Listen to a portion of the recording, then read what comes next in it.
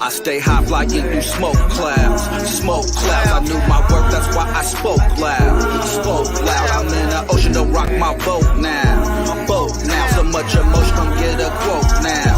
A quote now, I stay high flying through smoke clouds. Smoke clouds, I knew my worth, that's why I spoke loud. I spoke loud, I'm in the ocean, don't rock my boat now. A boat now, so much emotion, come get a quote now. A quote now. Yeah, I be smoking Vannas, drinking Don P, thinking beyond deeper than Gandhi.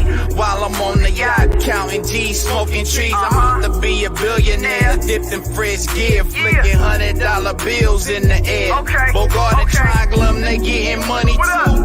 It's what we do. Provide for our families like the Kennedys and the Carters do. Like Sean and B, rhyme with D. Greatest of the all time, like Mike Tyson, Jordan, Jackson, in they prime. Y'all haters still can't take our shine, shine, shine. Like every day of my life, I stay high, floating through them smoke clouds, 3K. I stay high flying through smoke clouds. Smoke clouds, I knew my worth, that's why I spoke loud. Spoke loud, I'm in the ocean, don't rock my boat now. Boat now, so much emotion, come get a quote now.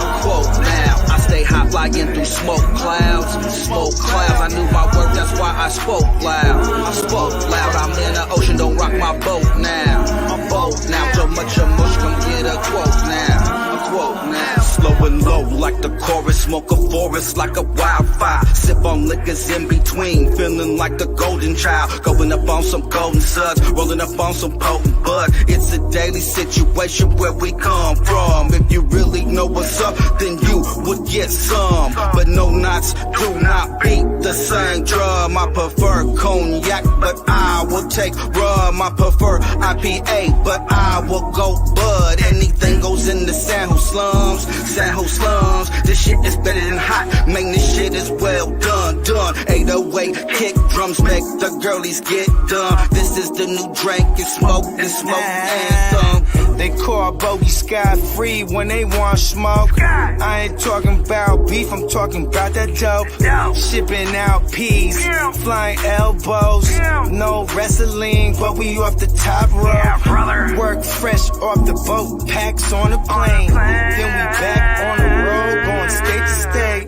Money, pussy, good weed, all I need in life. Call it blasphemous, I get stoned like Jesus Christ. As the Lord he'll vouch that we bow scratch. Who hear the noise, me and my boys pushing loud packs. Getting high till my day ends.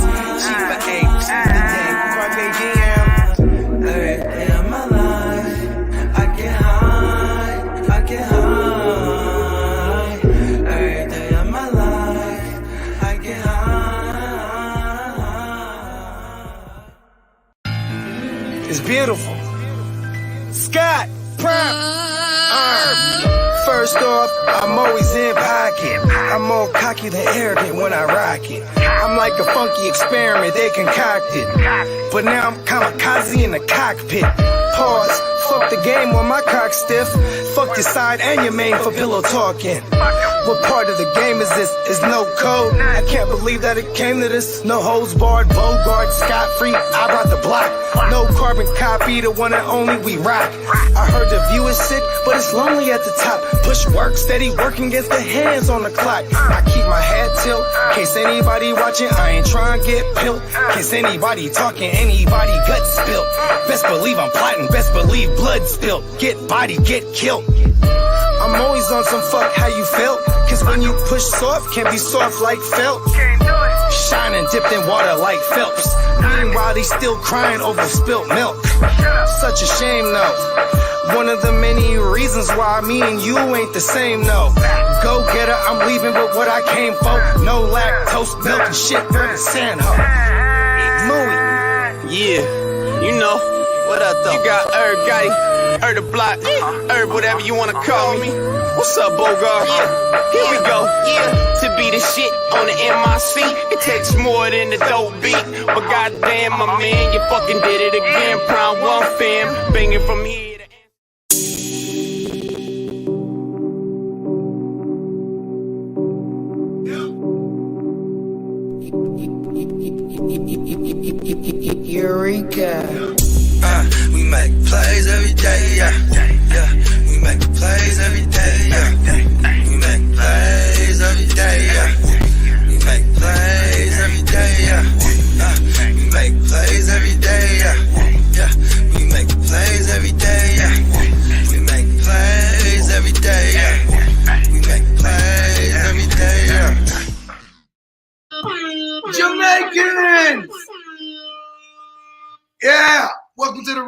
Fantasy Playmakers. I'm one of your savage hosts for the evening. My name is Bogard Scott. Free Luigi was going to make an appearance. Then I had to be responsible.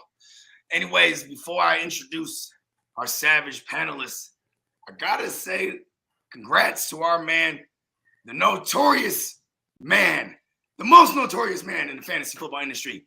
Our man, the Hustler, reached a milestone, 3,000 subs. That's 3,000, well, right there, 3K to the tune of 175K views. Bring him up, man, the Fantasy Football Hustler. Hey! Oh, yeah. Ready for a fat dab to start the Playmakers. Yeah, I'm about to light me a skippy joint in Bogard fashion.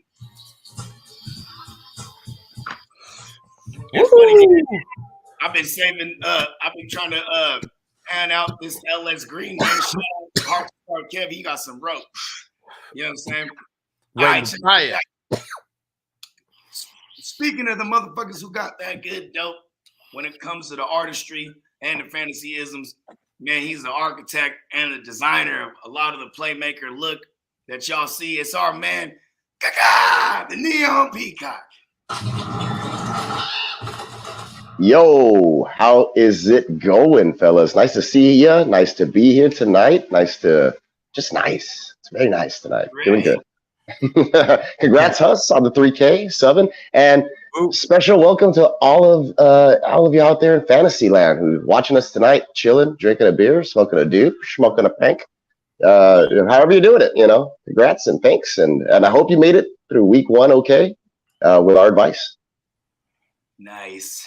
Well, on the theme of nice, one of the nicest dudes I've ever met, most genuine, because when I say he's nice, he's nice enough to tell you when you wrong than a motherfucker, because he be hitting you with all the correct isms, representing the whole entire nation of gurus and Bet.Nola. It's our man, Spencer the Guru. We are the nation of domination.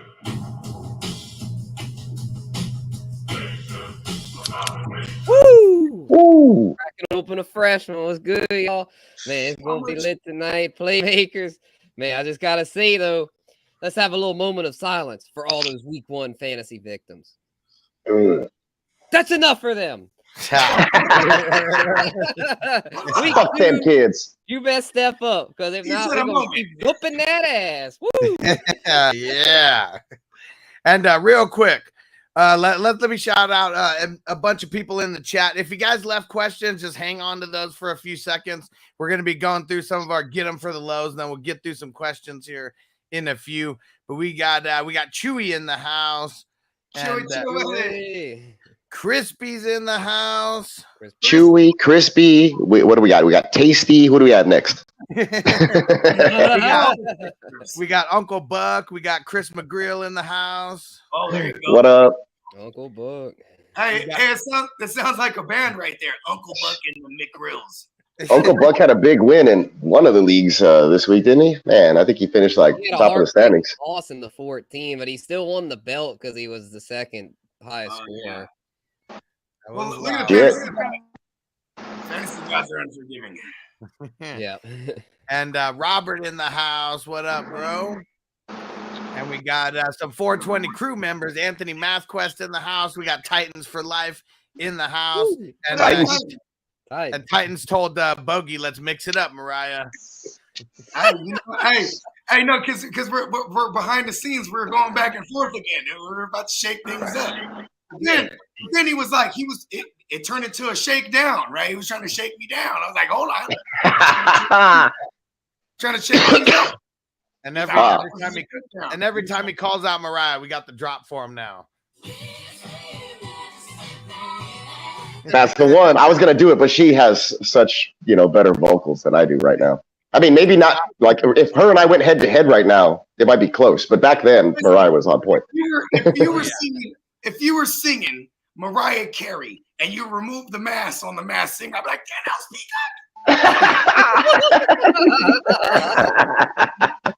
you can tell the fucking difference. I got the tips from Tom Brady. The voice. I bet. Yep. Let's get to it. I'm not his son. I don't know.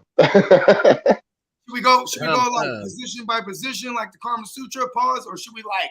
No, why don't we just go after like the top targets, like guys who you're really going after for the low in some of your leagues? And Bogey, you're the savage, you're getting everyone for the low. Why don't you kick it off with your favorite target to go after this week? All right. It's hard not to say Mike Williams. I'm gonna say A-Rob the Mob because it's harder to shake Mike Williams off of someone. Even though Mike Williams is a get him for the low candidate, I'm going with A-Rob the Mob because that shit looked oogle. And you more than oogle. I think he had 2 targets. Oh man. But he ran a route on every single drop back. He went out there to block or did none of that shit. You know what I'm saying? He just didn't get the looks. Maybe it's the reverse racism thing. He didn't realize there was a black receiver out there. He's all Stafford. Yeah. Yes, Stafford hit. I can't even. What's that Saskatchewan kid? It's just calling Vince Scrotum. Yeah, just call him Big Scrotum. You know what I mean? Yeah. That's Big Ben's son. Leonard Foreskin present. Can't be in cup. Okay, well, he got more targets. Higby's a big white guy, so he got the most targets.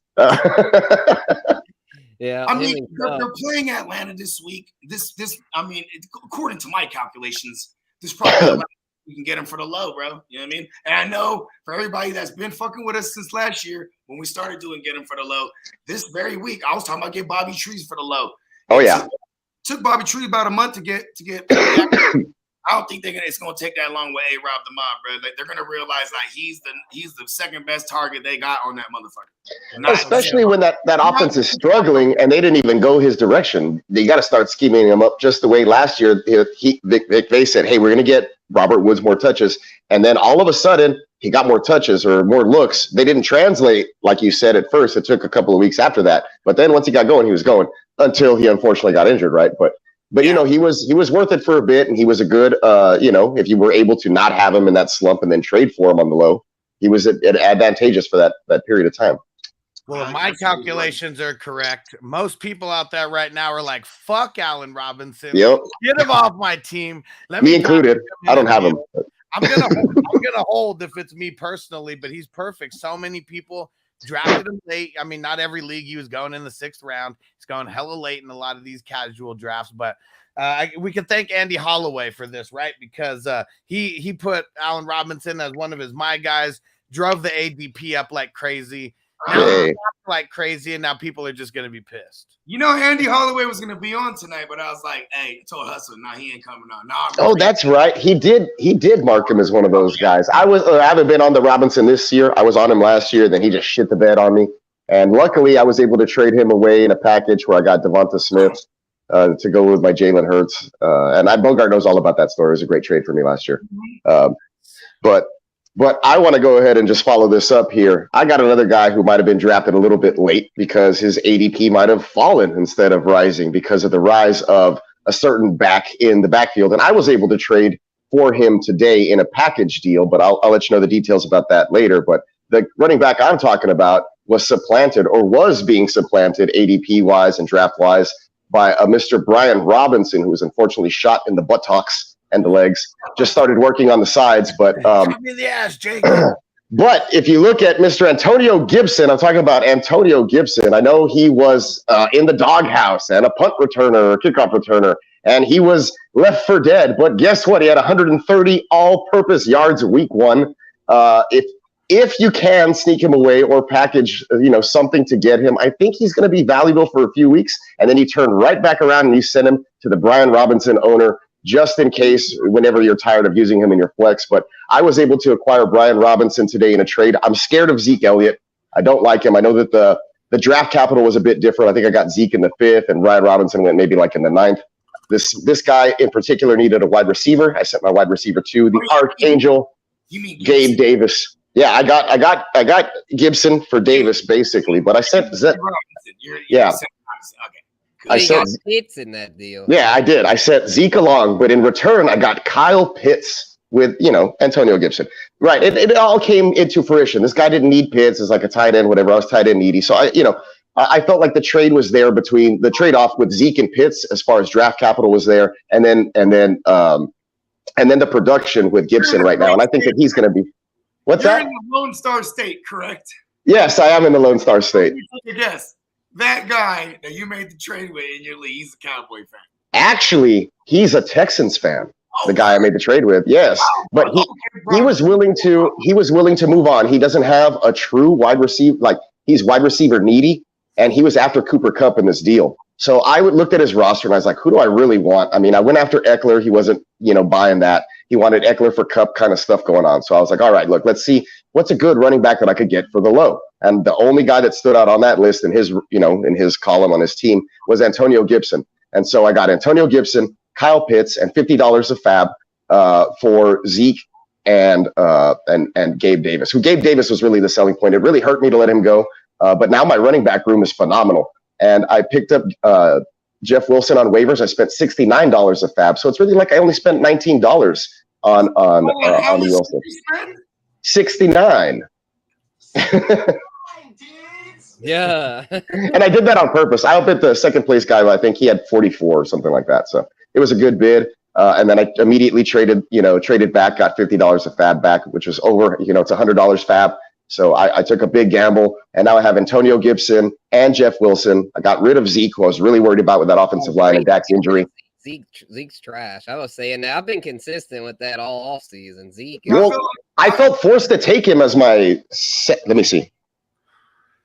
As my second running back, because I went Kupp, Chubb, and then Zeke, and then I went A.J. Dillon right after that. So I'm okay with letting Zeke go and letting these other running backs kind of run free and then playing some guys in my flex. And then real quick here, first shout out to Nigel for the super chat. You the man, bro. And then Papa Shiggy on Twitch said, did I miss something here? I made a trade in a super flex league, Aaron Rodgers for Winston and Debo. They received Winston and Debo. Oh, no, I mean, I think Aaron, I like it because Winston's a viable starter. That person believes in Aaron Rodgers, and they're crazy. No, he is. I think he's the one. No. He traded Aaron Rodgers away. Oh, okay. He was smart because Aaron Rodgers, it's going to be a while with Aaron Rodgers. Aaron Rodgers, let's just face it, he's not winning MVP this year. It's going to be a very volatile season for him with no Devontae Adams, where Winston with those receivers with the Saints. I mean, I know I got the Saints cap on, so I might think I'm lying, but we for real have nice-ass receivers. Mike Thomas, Jarvis Landry, and Chris Olave, and the tight end, Juwanna Man Johnson got in the mix a little bit too, and Taysom Hill. I also think that Jameis Winston has matured enough finally to where you can kind of trust him when you throw him out there, and he's going to be competent. He's not going to turn the ball over, and he's going to be hyper efficient, even if he's not throwing a crap ton of passes. I still think he's a bubbling buffoon, but he's awesome. No, that's fine. I totally agree. He's an idiot, right? But he's turned into a good fantasy player every time he's on the field now. Pretty good real life player. It was just funny at the end. We were like, where was the pain, James? It was just pain everywhere. I just looked through it. Well, you know what I will say? If we go back like literally 1 year ago after week one, everyone was saying this exact same thing about Aaron Rodgers. There was no Devontae Adams, but I mean, I just want they said the same shit last year, and he did win the MVP. Aaron Rodgers is going to be one of my first get him for the low candidates. Because I have him as my QB too, and I know I'm just trying to shop him around right now because I know people they're missing. They don't have Dak, and I have Aaron Rodgers as my QB too. The thing with one, and I've tried to do this with all my lineups, stay consistent, and not let week one affect it. That's another one. Like I said, avoid Zeke. I've been consistent about avoiding Rodgers. I have 0 Rodgers shares. He's just trade bait. I got him really late in a lot of places because nobody was picking him. Which is fine. And I think it has something to do with his slow start last year and the fact that there's no Devontae, obviously. But I think he'll find a way. He took a shower and washed all the goodness off him. So greasy. Wait, when's their bye week? That's ayahuasca week. It's like week 14. It's late. Oh, fuck. It's going to be a while. It's going to be a while. Well, speaking of, if you guys are fans of Aaron Rodgers, go check out my DMT MVP inspired by, it's inspired by Aaron Rodgers, but, Bogard always has good ideas. It just kind of pushes it through. He's very psychedelic in that way. And so I thought of Bogart when I was making that graphic. Speaking of, speaking of Green Bay, I'll go to get him for the low Aaron Jones.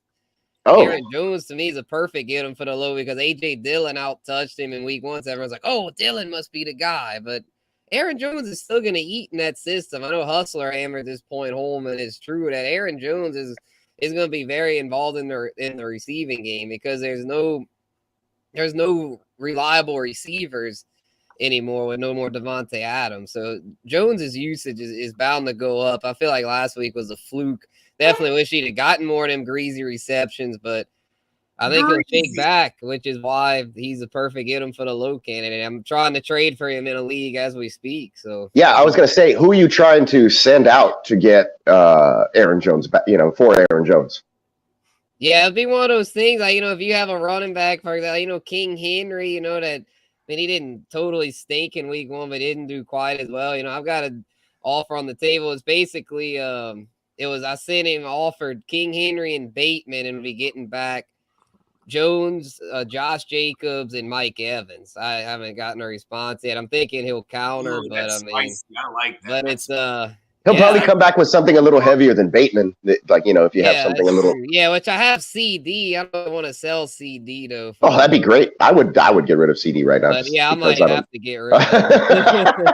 I don't know. We'll see. Get him for the low. CD Lamb is what all your Cowboys. Jones, though, Aaron Jones to me is a perfect. If you believe, go get him. I'd be on that. And people are trying to get rid of Aaron Jones right now. I had to go look at this. That's crazy. I have Aaron Jones, and I was like, I'm fine with 10 points. I know what happened this week. He's going to be more involved. Packers suck, and both of them ate. CD Lamb, real quick. Before I forget this, CD Lamb. Well, he didn't, but he didn't kill your team. I had him in the flex most places. Most places. Hey, he had him in the flex, man. Yeah, man. No, I don't have Aaron Jones in a lot of redraft. It's dynasty, and I've had Aaron Jones for a while, so. He's flex worthy now at this point, which is crazy because I have a lot of Dylan. I got them both in a lot of dynasty. I feel great about it. I don't care. Get this thought out, Bogey, and then we're going to get to some of the questions in the chat. I don't even remember what it was. Dude, you do better when you're like Luigi. You remember hardcore. Because I started thinking about the Aaron Jones thing. Oh, so we can't remember CD Lamb. All right, look. After this game, then you can sell CD Lamb. Oh, yeah. He's going to be. Have him. I know this is to get him for the low, but if you need him, if you're trying to move him, you're not going to get much. But wait till after this game. It's a bad matchup, but if you look at the one start that Cooper Rush, hell of a band, by the way. Shout out to Rush. The one game that he started against Minnesota last year, he targeted Cooper, the pooper scooper, 14 times, bro. He's gonna pepper the fuck out of CD. That's why I'm not trading CD. That's exactly why I'm not sending CD in that deal because even with the rush, CD becomes Brandon Cooks. That's who he becomes. Very well might because Cooper's out of there. So yeah, he's gonna be one of those ugly volume guys. I heard y'all talking about that on the news show today with fucking DK Metcalf. He's an ugly volume guy. That's what CD is gonna be. CD is now the new DK Metcalf. He's not great, but he's still worth the start because he's gonna get peppered with double-digit targets every week. Yeah, full PPR. That's a killer. And it might even be better. Watch the game. That's it. Yeah, exactly. Just check the stats after, see the 10 catches, and all right, I'll take it. I wasn't doing it anyways. I was talking with Spence earlier. I was like, yeah, I didn't see a lot of the Sunday night game because I tried to watch it, and then I was like, oh my god. And then the wife and I saw the wife and I were like, House of Dragon is on. Let's do this. It is nice.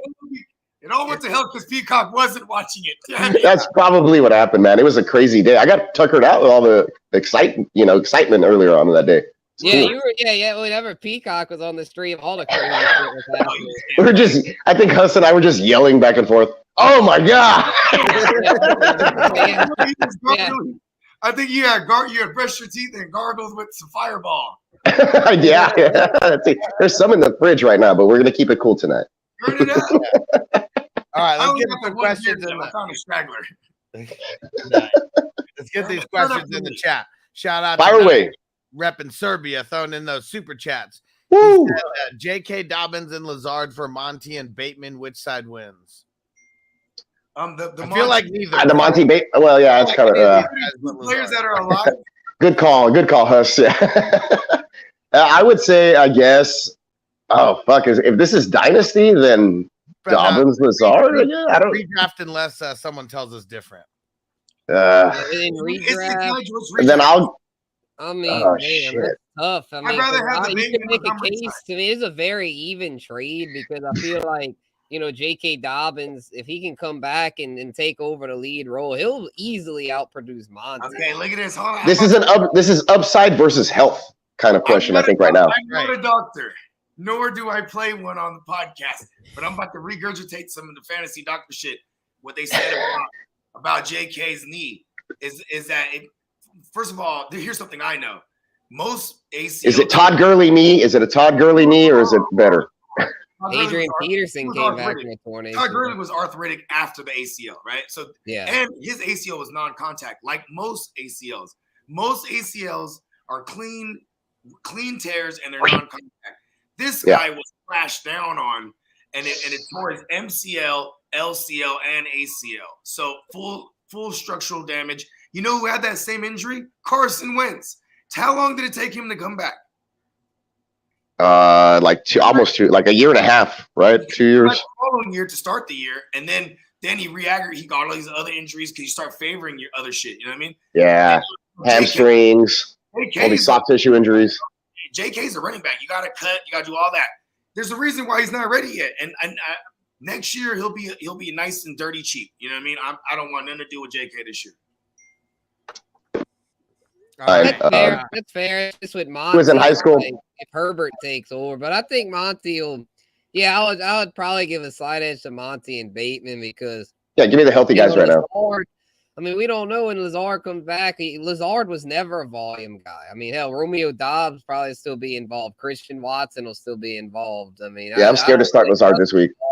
And Bateman, we know he might not be a volume guy, but he's going to be the main field stretcher in Baltimore and be a guy Lamar targets a lot in the end zone. So I'd still be scared to start him also.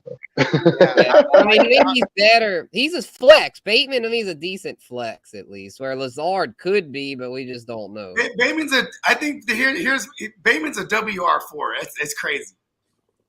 I think that's a week one overreaction. I feel like coming in, everyone said he was a 3, but then with boom, Duvernay comes in, so now everyone's wanting to write Bateman. I mean, off. the snaps. You might be able to get Bateman for the low because people are there you go. But a WR3 could be like wide receiver 38, like for the week once we get past these like flex guys also. So it's not horrible players, but you know. Right. I think he's at least a WR3 because I feel like Olave or Bateman. Wait, what? Olave or Bateman. Olave. Like if you were starting. Man, I mean, I don't know. I mean, I'm a Sixers fan, but I'm it's close. If we're talking about just I like this Olave a lot, but we've got Jarvis and Mike Thomas. I know Baltimore's not a high volume passing team, but Bateman, I definitely think I'm gonna have to disagree with Papa Shiggy, who's saying the F Duvernay's the field stretcher. No, Bateman's the guy there. They all seem like field stretchers in that offense because the tight ends are the ones that are kind of hovering around the line of scrimmage. I mean, we'll see, but I'm thinking Bateman's gonna. I'm holding all my Batemans, and if anything, you might be able to get him for the low because it seems like a lot of people are soured on him. Man, I just had Bateman on the bench. I didn't start him, and he's just chilling. Let's get to some other questions. I'd take the Monty side, but I hate making trades like this. You literally do not make your team better. Like with this, doesn't matter what side you're on. It's super, super even. And it becomes a preference. If you're making trades for preferences, like, I like these guys better. I mean, I can't argue somewhere. That's fine. Yeah, if you feel more comfortable about it, and then you can make sit decisions based off of that, and that helps you. Then that's perfect. You know what I mean? I'd like to play in a league with Papa Shiggy. He's saying all this talking, all this. What a hell of a name, first of all. Shout yeah. I like the name. Papa Shiggy. He's talking big though. That's all I was saying. Because Bateman is garbage. Mark Andrews is the number 1 there. I like it. Well, I agree about it. I mean, he should be. Obviously, Andrews is the number 1 there. Yeah, that's right. Target. I'm not denying that, but Bateman is not garbage. Come on. They need wide receivers. They need players to. If not, they'd line up 7 tight ends, and they'd have big tight ends playing wide receiver. Like you need guys like that on the outside, and there's only 2 of them that we've been talking about. System, bro. Greg Roman's gonna run like 12 personnel and 13 or whatever you call 3 tight end sets. He's gonna do that shit. So it kind of hurts the receivers. I mean, it does, but Bateman should be the one receiver when they have a receiver out there, right? Yeah, this that's is what I'm exactly thinking. how it was with my Niners, bro. When Greg Roman was with my Niners for all Yeah, those. it was just like one receiver. Yeah. And that's wacky as fuck. Let's get a couple more questions here. So Hunter says, "Hey guys, need help here. Redraft PPR guy offered me JT, Dalton Schultz, and DJ Moore for Holy Kelce, shit. Jacobs, and Brown. AJ Brown. he Oh, said, AJ Brown. Okay. Oh. Hell no. Well, he's offering you JT. Offered me JT, Dalton, and AT, Schultz, and more for Kelce, Jacobs, and his Brown. I'd take it, bro. I'll Because of do that. JT. I'm doing that because of JT, and I think Dalton Schultz will still Schultz be is okay with fine. the rush. I DJ mean, Moore's obviously DJ Moore's going to be up and down, right? So you're going to miss that. Here's what this downgrade. Here's what It this depends. comes down to for me. It's a tight end versus receiver, right? No, I think it's Kelce and AJ Brown. Are those guys worth more than JT? Because everything else is kind of just like, You know fluff. what? I'm gonna Go in say, But I'm gonna DJ say- Moore and Schultz are still they're better than the typical waiver wire stuff. So we gotta I'm give them a gonna little stay credit. with AJ Brown and Kelsey, bro. I mean, it's a fairly even deal. It's definitely Who's it's not a smash except Okay, and But even it- say Kelce and AJ Brown versus JT and Schultz. Because DJ Moore and Josh Jacobs, let's just say they cancel each other out. We don't know. Okay, I'm cool with that. That's fine with that. Okay. okay, Kelsey, bro. Yeah, it's I'll I don't know, man. I love AJ Brown, but this I'll is take Kelsey and JT we're Brown. talking about here. I'll I'm take it, gonna Kelsey have and to. I'll give the slide. I would but again, I would it's stay super even, so I'd probably just not take it. But I would stay unless your other running back is like it was Elijah Mitchell, and now you need a fucking running back or something, right? You're trying to upgrade Josh Jacobs, and you need JT to, or whatever the fuck, right? Because So you need JT to fill up those two It's spaces. really like, I mean, this is one of those like power play kind of deals. I feel like where this is just gonna shake up your whole shit. But If you can do it with the rest of your roster and it works for you, yeah, for sure. right? It depends on the situation. Yeah. Yeah. But I would stick with what you got this early in the season and let it shake out. You know, ride your draft picks. Yeah. Unless you really want Hey, JT. JT though, I mean, this is JT we're talking about here. The overall. Well, let's talk about draft capital after week one. I mean, and usually you throw it out the window, right? But it's week one. It still kind of counts for something. I still count Okay. for draft capital. Hold on. in Y'all ready for this? September. I throw it out by October, but we're Hold still on, in he didn't go over September. 100. Right, I'm still factored in Hey, draft he capital. went over 100 against the Texans, but it took him 5 quarters, bro. No, well, yeah, it's true. Like he had 70 yards in the fourth quarter and overtime, but he had 100 right by almost the end of regulation and a touchdown already. Well, I mean, And he had 35 carries. That means they're willing to lean on him when the going gets tough. Also, like they weren't winning that game. They used JT to come back, which is crazy because Matt Ryan couldn't pass the ball for shit because nobody other than Pittman exists. Got greasy receptions. JT's that offense, and if a team can stop him, then the Colts may lose. Other than that, man, JT's he's getting 20, 25 carries a game, man. Like the coach said, I don't want him to, but look at what they fucking did week one. So try to tie the Texans in the division. This is an honest question here, okay? This is an honest question. Who gives you more of a positional advantage, JT or Kelsey? it's the Kelsey side.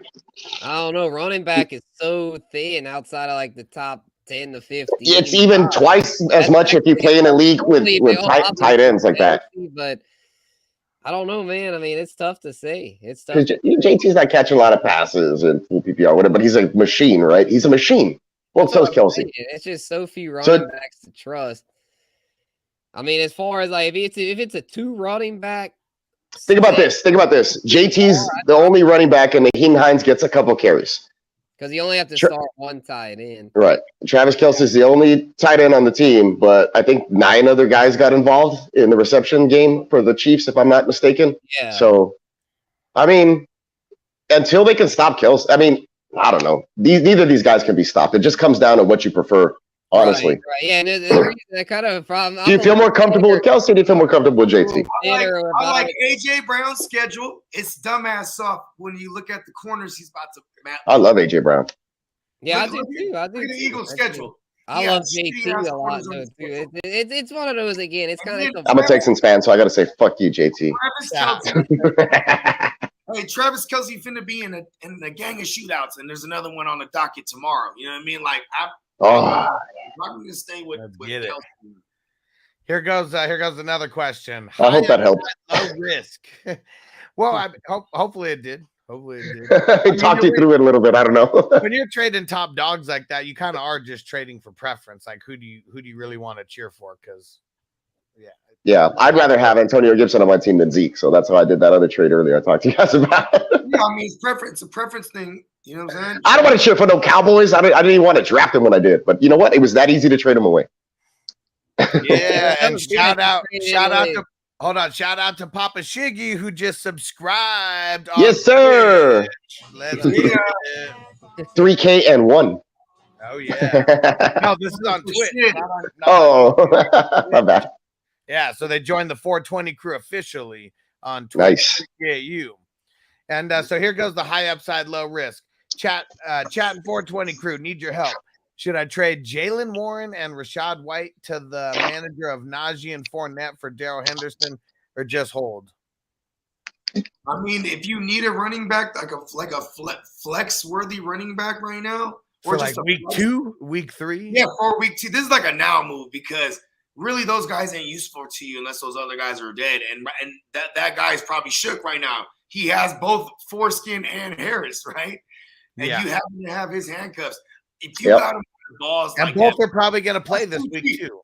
That's too cheap. If you got him by the balls like that, you want to say, "Oh, you just want me to save you for yeah." I totally send that and see if he takes it, man. Because yes, no, I want more.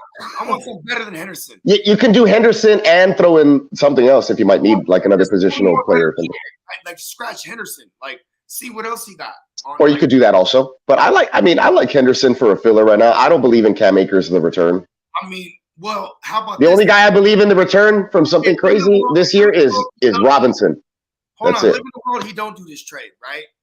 Live in the world he just, and then what if foreskin who has this is like his 9th logged hamstring in his career. Oh right? man, I hope he's okay. If he misses time, he got a guy. Like I'm not just gonna hand him over for Darrell Henderson who might last like 2 weeks and then Akers is back. You know what I mean? Like back to form at least. I'm not doing that's too cheap. Well, that's what I'm saying. You could get Akers. You could get Akers and a guy in another position if you need it or whatever. Take a look, see, take a peek, or like you said, go more than Henderson. But I don't know what this guy has. We're working with Henderson here. Because one thing that really chaps my ass is when people give up like super weak trades to guys who are talking shit the entire season. Now they're going to whoop everyone's ass. Guys like Kev, how's he end up still fleecing everyone, even though he ends up doing so good? You people can't say everyone, bro. I ain't never. That ain't me. I have not traded with Kev at all. You say everyone, that means me. I see Kev. Never traded with him. I almost did one time, but then, like I said, his counters like kept getting worse. I was like, "Well, I ain't trading with you now." I see Kev and a bunch of other people. Is this true or false? Is that people kind of when some trades start going back and forth, you almost feel obligated to like complete a trade somehow versus being like, "Nah, I'm out." No. Oh no. I can just be like, it fizzled out right here. Like, sorry, we can do something. We can try this again. I'm not saying you guys, not you guys. I know. I'm just saying it seems like that happens sometimes with some of It these. does seem that happens, I guess. Yes, because when you're new at it, you want or somebody you don't trade with often, or that you don't communicate with often, like you don't know that well. That's how it kind of seems because you're not talking in between. You know what I mean? You're just sending trades back and forth.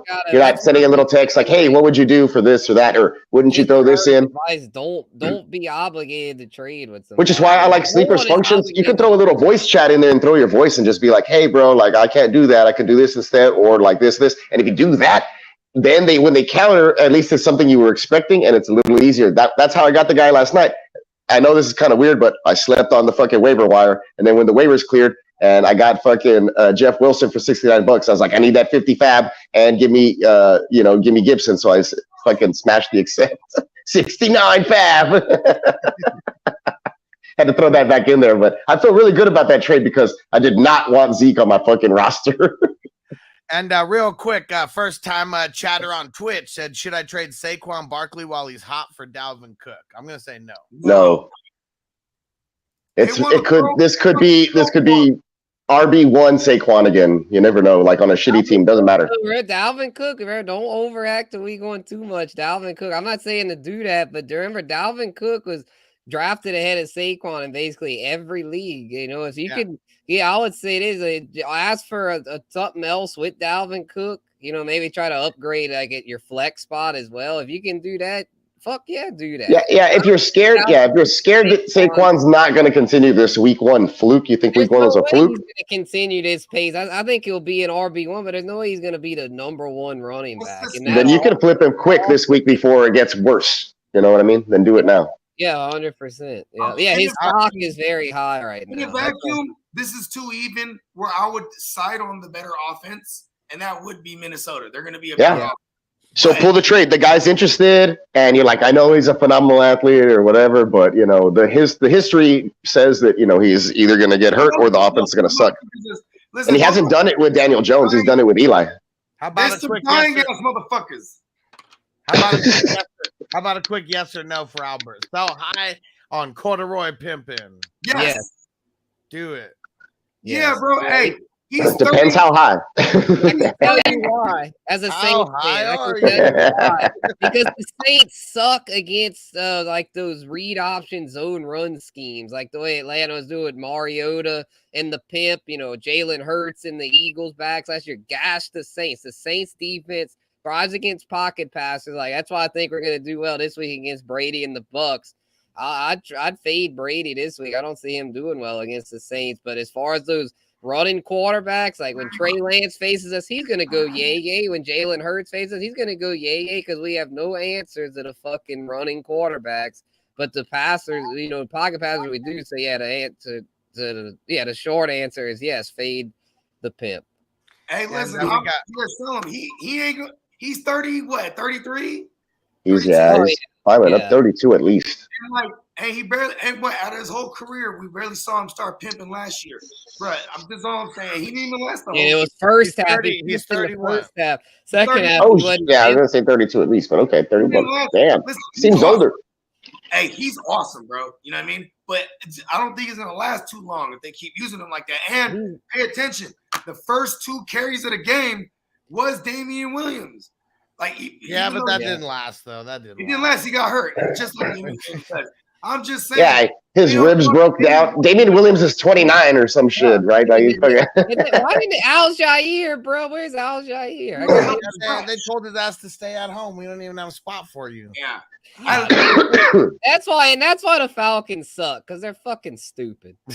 All right, real quick, we got 2 super chats in here. Nigel and Anthony MathQuest. So Nigel says, Bateman, Singletary, Monty, Muth, or Everett, Dylan, and A-Rob. I want the Dylan A-Rob side. Me too. Give me the fucking the guy who's selling Dylan A-Rob. What A-Rob? Yeah, that's actually A-Rob. You're basically, it's 2 running backs. Yeah, I like no. I was stroking off Bateman earlier, but I still like A-Rob over Bateman. So you get an advantage there. Everett and Muth. Slight advantage to Muth, but not too much difference. But to me, Dylan is a big upgrade over Monty Burns or Singletary because I will overreact to week 1. I am very concerned about Monty. I wasn't too sure about Herbert, but after week 1, that told me this Herbert shit's for real. Monty's a fucking committee back. He's not a Yeah, somebody just said get A-Rob for the low. Might as well take this trade. Yeah. There it is. On this side. Get that. Yeah. Do it because Singletary and Monty. Probably one of those guys is a bench guy. Muth, could be your starting tight end. He's decent, man. He's good. Especially this week, I like Everett over Muth with Keenan Allen about to be out. Oh, for sure. He dropped one in the end zone too. He could have had 2, but he had Butterfingers. Who, Everett or Muth? Yeah. Muth? Nah, he'll shake that off, man. Oh, Everett. Everett dropped one in the end zone? Yeah. Yeah. The Muth one, though. Well, I was going to pick up Everett on the wire, but I traded for Pitts, so I'm okay with it now. The Muth joint. I had Cole Kmet, who gave me a goose egg, and I was panicked. Traded for Pitts. The Muth joint, he had 4 catches in that overtime drive. And they were all big ones, too. Yeah, he's clutch, man. No, I feel like it took 5 quarters and didn't hurry up. While they all the receivers. Like he was not in the game plan like But that. how many times is that going to happen though? Like at the end of every half and at the end of every game, bro. I just think, How do you think he got his work last year too? It's the same shit. I feel like he didn't have like middle of the game like greatness. It was always like, hey, he on a per game basis, he was ass last year. It wasn't like he was picking up where he left off at all last year. Like he was well, no, but he was a rookie tight end. Like they don't just grow. Badass ones just don't grow on trees, right? No, for sure. And rarely do Came out of nowhere. blow up neither. So with that, I mean, shit. I want the other side. Give me the Everett side. Yep. Yeah. Long story short, yeah, I'm there too. So we got to start sit for Anthony here. He says pick 2 for week 2. Jeff Wilson, Rashad Penny, Travis Etienne, and Ramondre Stevenson. Yeah, that's one of the 2 of the first 3. I would say, yeah, definitely. You got to keep ATN in there if he drafted. Don't overreact to week 1 because he was still pretty efficient. You just got to hope he gets more touches. So I would say him 1 for sure. And then the second one is really close for me between Jeff Wilson and Rahamadour. I'd probably lean Wilson because I think they're going to run it down Seattle's throat. But, I mean, Rahamadour, I think, bounces back, too, because Ty Montgomery is now on the injured reserve. So that one's a toss-up, but I'll probably lean Wilson. The Wilson thing we got like 2 more days of practice because today they literally said they're going to give everybody run between Wilson, Davis, and Mason. They want to just see what it do. But right now, dude, that's all fine and dandy, dude. And I know you know your team, but I know if they get in like inside the 10 or whatever the hell, and they're going to run the ball, it's going to be Lance and Wilson. Like they're not going to trust some punk ass rookies. I don't think to this. Sure, and Wilson's good for a nice. His signature maneuver is the wheel route run. Like you know what I'm saying. Like I fuck with Wilson. I'm just saying he didn't even look good at all. It was a fucking monsoon, bro. It was nasty out there. You got to remember that too. Like you said the same thing for Lance. He didn't look good last year, neither. Oh. He looks slow. I don't want Wilson. I mean, you got to pick him up to cock block, but I mean, with Ty Montgomery going down, I mean, I do like Stevenson to get more pass work. I'm going with Stevenson and Etienne. Yeah, okay, I need a Stevenson bounce back. I got a lot of Stevenson because he would fall dumbass late a lot of times. All right, look. Well, is this for? Check this out real quick, and then so what do you think about this? Skilled Pony said I dropped Stevenson today. I feel so ashamed. I asked if it was on accident. And they said, no, I don't know what I was thinking. Huge deep IDP league. One of my kickers got injured, Budker, so I didn't want to drop him. Metcalf. Oh, my God. Rahamadour for a kicker. Oh, my man. Hey, you know, I'm really proud You need to watch us more, bro. You need to sharpen your fantasy knowledge. I dropped some Cowboys in my dynasty leagues just to see, like, set some traps. But like guys that like aren't, you know, they're nothing right now. Sorry. Yeah, what we would have advised, drop Budker, fuck the kicker. We would have said drop the kicker in a second. But it's not a dynasty or anything, right? It's like a redraft. I'm assuming it's a redraft. I would have dropped. Oh man, I'm gonna drop the kicker real quick. He could never come back. You never know. If you look on it's a kicker's ankle. It's a like delicate thing. He has to use it to kick the ball. I'd sell Fournette too. Fournette gets hurt every fucking year. I don't trust Fournette. Oh, holy shit! A two kicker 12-man league. Oh my god! What the fuck are you doing? Oh my god! One kicker is bad enough. 2 of them. If you're gonna have 2 or something like that, like just do it like flex, and like somebody's like, "Fuck, you can pick up kickers to put in your flex." Fine. You want to play with that fire and do that. One league, but not to like drop other people. You know what I mean? You could pick up punters in that league. You could have like a special teams flex spot. Where you could put in a kicker or a punter. I need a beer. Fucking 2 kickers. 2 fucking kickers, man. Yeah, I'd be an alcoholic if I played in 2 kicker leagues. That's for damn. I'm not even in this league, and I'm having to fucking get a beer. And Papa Shiggy, I feel so upset for Stevenson right now. Yeah, I'm sorry, dude. He got dropped. And Papa Shiggy said Jeff Wilson showed us everything we needed last year. Yeah, definitely. Look, man, he's gonna get some volume. Yeah, you have to cock block because you never know. What if there's gonna be some cake matchups? He could be a goal line guy. You never know.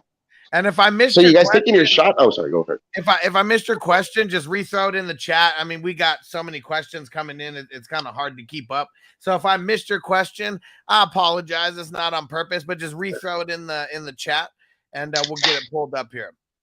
And Hollywood said, so I have Komet as a tight end.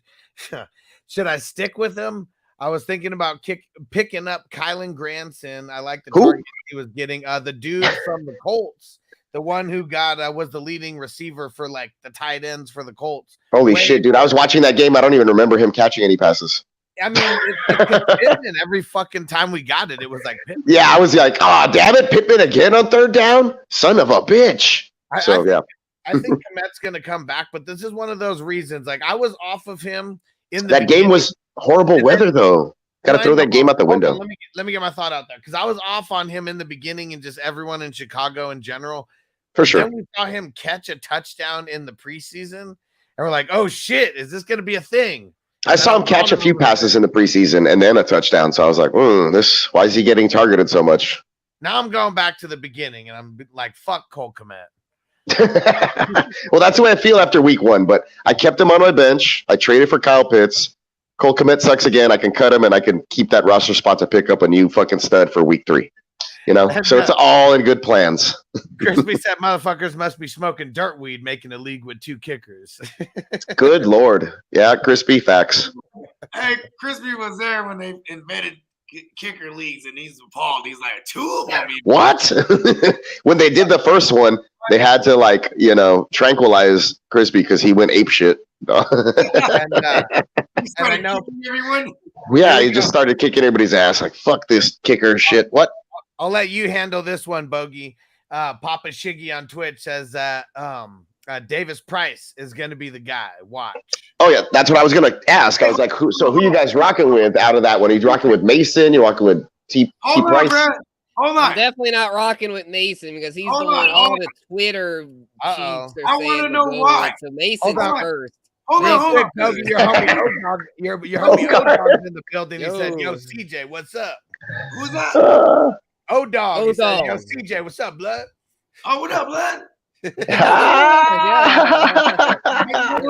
on. I gotta say, he's like, don't use my street name or fucking damn it. Say it. Stop saying hold on. Ask that guy why. Oh, Davis Price to be the guy. Watch. Okay. So it didn't. No one's gonna be the guy. I want to know why. What's his logic? Committee. That's what his logic. Trey Lance and Debo are gonna be the guy. Here's how I'll make a case for him. Is this how you make a case? You can go back to history with Shanahan. Look at the type of north-south power backs he's had before. Alfred Morris, 1,400 yards. You know what they had though? They had a mobile QB. We got that. We got Lance. If he said that, I'd be like, okay, word. He says, yeah, I don't agree with his latest comment. Significant draft capital. Guess who they spent significant draft capital on last year? Trey Sermon. Okay, hold on. Let me argue with him on this. I was gonna say, isn't Mason? Well, not Mason, but hold on, the Raging Cajun. And he was not a dog at LSU. He sucked at LSU. Hey, what was he? What pick was Price? Was he third? Hey, Matt Breida, undrafted. Raheem Mostert, undrafted. Undrafted. Yeah, I was going to say, like, all the undrafted running backs that Shanahan just throws into the starting lineup and takes over. The reason why Davis Price was a healthy scratch last week and Mason wasn't. Like, I'm just saying, like, people just, it's so funny. I've been arguing with people all day, so this guy, he ran into the wrong one. Yeah, dude, if I had... Papa Shiggy loves it, just so you know. Yeah, shout out to Papa Shiggy. Appreciate you rocking. Hey, shout out to Papa Shiggy. Yeah, for sure. Hey, Niner on Niner violence. Yeah, because I live in Louisiana, so I keep up with LSU. And Ty Davis Price, he had one great game last year, and it was against a Florida team that had basically quit. So other than that one game, I couldn't believe Ty Davis Price got drafted as high. Oh, is Bishop Sycamore? Is that who they're playing? Pretty much. Florida at that point. Florida had quit. They got him. They stole my coach from the Raging Cajuns, Billy Napier. He's now the coach at Florida. And so they quit on their old coach. I got to make another point. Speaking of the Raging Cajun, Elijah Mitchell, 6th rounder, bro. Yeah. IR, right? Is he on the IR? Yeah, he's the starter. You know what I mean? But he's on the IR? Hey, I'm telling you, the 4-week thing, right? It's only. Well, he's out for 8. They said 8 weeks. Yeah, I think IR 6 weeks, right? 6 weeks minimum. I don't know. They changed everything. Yeah, I have a dynasty squad where I have both of them, right? Mitchell and Wilson, so I had to put him on the IR, but I didn't know for how long.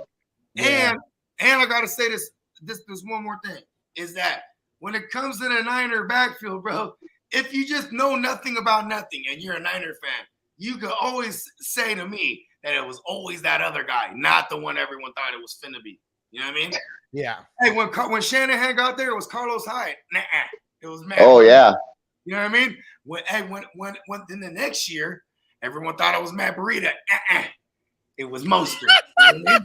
I'm like, sorry, Kyle Shanahan. That's And the it. next Shanahan. Every time you think he's the starting running back, he's No, the dude, starter. It's He's the starter. Shanahan. Shanahan. He yanking him. Okay, last year, everyone thought it was Mostert. He yanking him. It's real, I dude. agree with Papa Shiggy. I don't fuck with him either. I love Elijah Mitchell. I went to college with Elijah Mitchell, but I had 0 shares of him in fantasy because we know how Shanahan rolls. He always fucks over the lead guy. I fell for the trap a couple times because it was like good value. Week 1, Mitchell this year dies in week 1. It's a fucking curse. Oh, I never thought of that. Mostert. I did it like the guillotine league though, or like best ball, so not like nothing serious. And Raheem died. Damn, we're cursed for real. Mostert died the same way. Raheem said he was. I didn't see how Raheem looked, but like, is he back? I thought he was never gonna come back, man. I thought Raheem. Kittle's on his death. Oh, don't get me started on George Cripple. Don't get me started on George Cripple. Yeah, I like that. It was George Brittle. Nah, I got to be original with it. He's George Cripple, dog. Because he's like Brittle's like he breaks often, but Cripple's like he's done for the season most of the time. Do you remember the South Park episode with? You remember the South Park episode with the Cripple? Timmy. Do you think he's gonna start rolling up with those guys? They don't like it if you weren't born that way, though.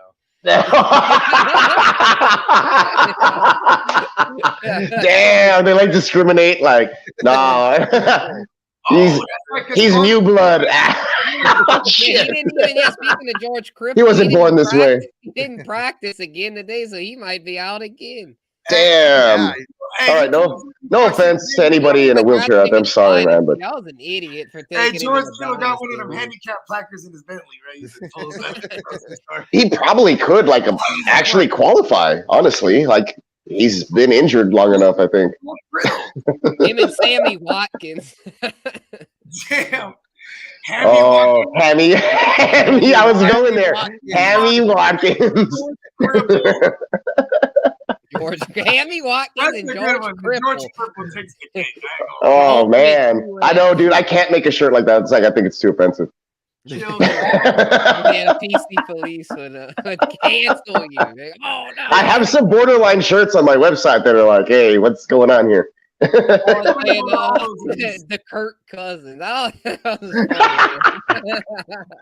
That one's great. I wish he would have not gotten hurt. That way I could push it later when he sucked, because he sucked. It was going to be perfect, to use this year, but oh well. Yeah. Now Kirk Cousins is just bad. Now the Cowboys fans have an excuse, like, oh, it's because Dak got hurt. Oh yeah, speaking of Corky Kirk, y'all saw that plaid shirt he pulled up in. Fucking explaining how to clean a barbecue grill at the fucking press conference, or wearing New Balance or something. Corky Kirk. Dude, he just needs to push some fucking reading glasses up his nose, like. Hold on.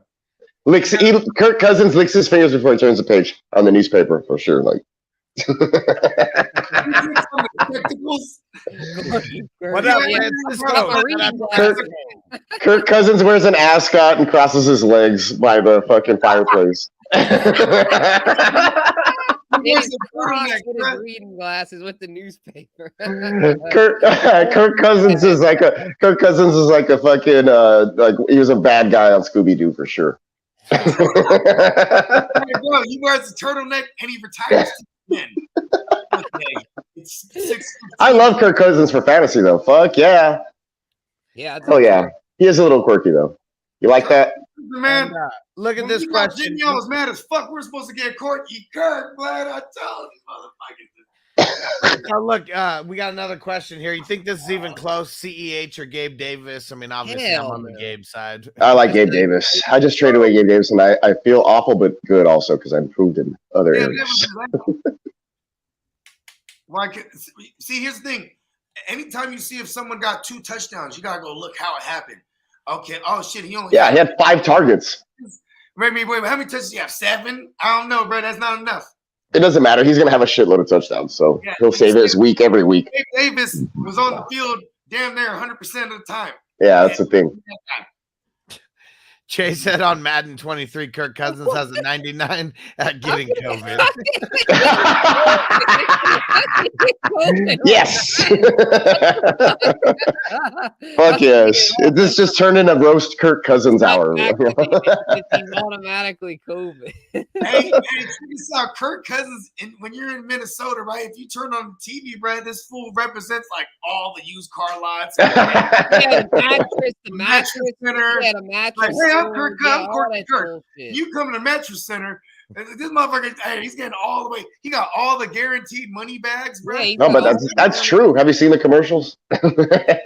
All the guaranteed money bags, bro. Like he was franchise tagged twice. And right? you know, in Minneapolis, people love Corky Kirk, man. He's just like a white, wholesome dude, and they love that there. We love Kirk, don't you know?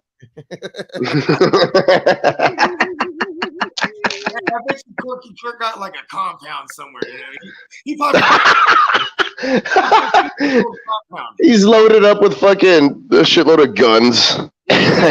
Quarterback since Brett Favre, and y'all heard all the bullshit with Brett Favre. Oh, just recently, yeah, with the well, not recently. It's been ongoing, right? With him, like with the money. Yeah, like laundering money for the Southern Miss volleyball court or something. I was like, what the fuck?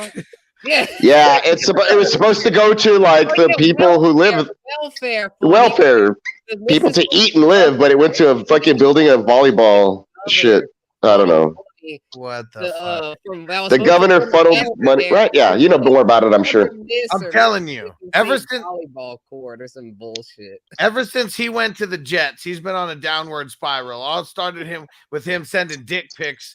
You know, back when you. Oh yeah. Yeah, look at that chick. Actually, she like blasted him, and she said something like clapping back. I was like, man, she's still salty about that over 10 years later. I was like, well, luckily, unsolicited dick pics are not cool. Well, they are not cool, but I mean, I've been sent unsolicited dick pics plenty of times in my life, dude, by my fucking dude friends that just find random cocks on the internet and just send them to me. You know what I mean? It's like, get over it, chick. The funniest is not that you're getting sent them; is that it's not time to search them. Like, oh, this is right? And then and then I question them, and it's like no answers. Like, it's funny though, right? I was like, whatever. Thanks for the fucking. I gotta delete this shit from my mind and my phone now. Thanks. Yeah, what did you go search to find this? Yeah. The most famous dick pic. Even all of our men, there's a chance all of our mothers have seen it. And it came in recent history. It was the guy 2020 with his guy, the black dude on the bed. Yeah, the black dude, yeah. My buddy that got me said something about check out my new truck. It's like it's all and then it's like click to enlarge, and then it's like you're like, holy shit. I was not expecting this. Yeah, like check out my new truck. It's all black. Like, what the hey, they were getting creative. I remember. I got a link, right? It was a link. It was what's up, Hess? It was early 2020, and it was a dude. He had his arm, and his arm had a laceration. And they were like new discoveries. COVID is now turning into a flesh-eating virus. And then when you zoom in, right? You zoom in on it, and then it's that dude with his dick in the fucking. Yeah, dude, he was everywhere. He was everywhere, bro. They were fucking people up for that shit all the time. Like Black Where's Waldo, bro? Yeah, he really was. It's like Where's Waldo for sure. It was like a 1,000 little pictures of him like all on the screen. It's like when they put Kanye's face in the taco and it was like Kanye asada. Oh man, that was the best. Instead of carne asada. That for me, that just hit home. It was the best. I remember that one. It was his face a bunch of times. It was Kanye's fest. face instead of the food in the middle. Oh yeah, here it was. I found it. My cousin had sent it to me with the puzzle. I don't know if y'all can see it with the. Oh, you showing me a dick? Oh, I don't want to see that. Matter of fact, The dick wasn't there. That was the missing piece to the puzzle. I was like, as a matter of fact, let me gouge my eyes out right now. It was that guy. Everyone assumes there's gonna be a dick when they see that face. Oh man, it's fearful. Every group chat's worst nightmare. Strike the fear in the heart of your enemy. someone sent me a joint, and this was during the riots and all the shit, right? And then where I'm at, they were also doing the rolling blackouts. So it was like great. It was like a motherfucking purge for real. You know what I'm saying? And like, so there was a link going around with a map, and all the areas that were shaded red were the affected areas by the rolling blackouts. And they were saying people are using this map. They're about to rob in these areas. So it's like, I'm like, oh my God. I just started sending the link out to everything. You know what I mean? First one I sent to my family group chat. You know what I mean? They tell me right away, what the fuck is wrong with you? Your daughter's in this chat. I was like, oh, what? What are you talking about? No. Oh my God. Out he strikes again. No. He strikes again. All right. Well, that's when unsolicited gets out of control. Because then now you're sharing it. You don't even know. The world. Yes, Facebook user. Yes, he will. Ken Walker to the moon. Woo. Yeah, Ken Walker. Eventually. Get him for the low candidate, right? If someone's still holding them, they might want to move off them. So I have no idea what's going to happen with them. They'll probably try to wait and see this week, but he's not going to get used. It's not like he's going to just come in and take over. So I would wait till next week, and then just wait till you can or send an offer now and see if you can get him. And if not, then next week send a cheaper offer. Because he's not going to do. I don't think he's going to have an explosive game or anything. Yeah, he's in the waiver wire in some of my leagues. And shit! Damn.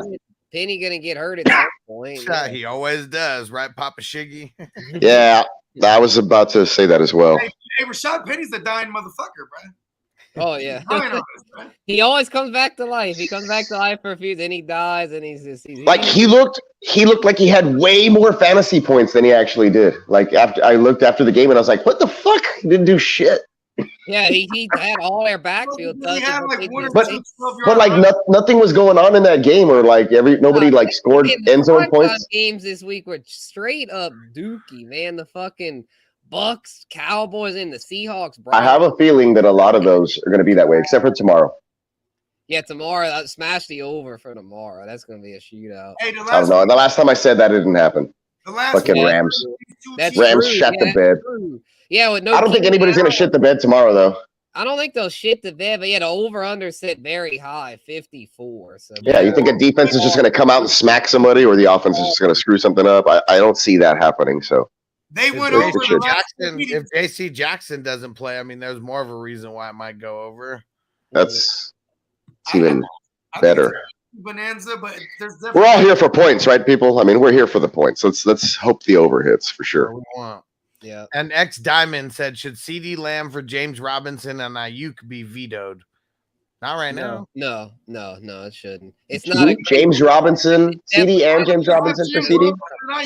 No, you can't veto that. I hate when commissioners veto it. You shouldn't veto anything. Unless it's like an insider trade, where people like this guy might be selling players, because he got his.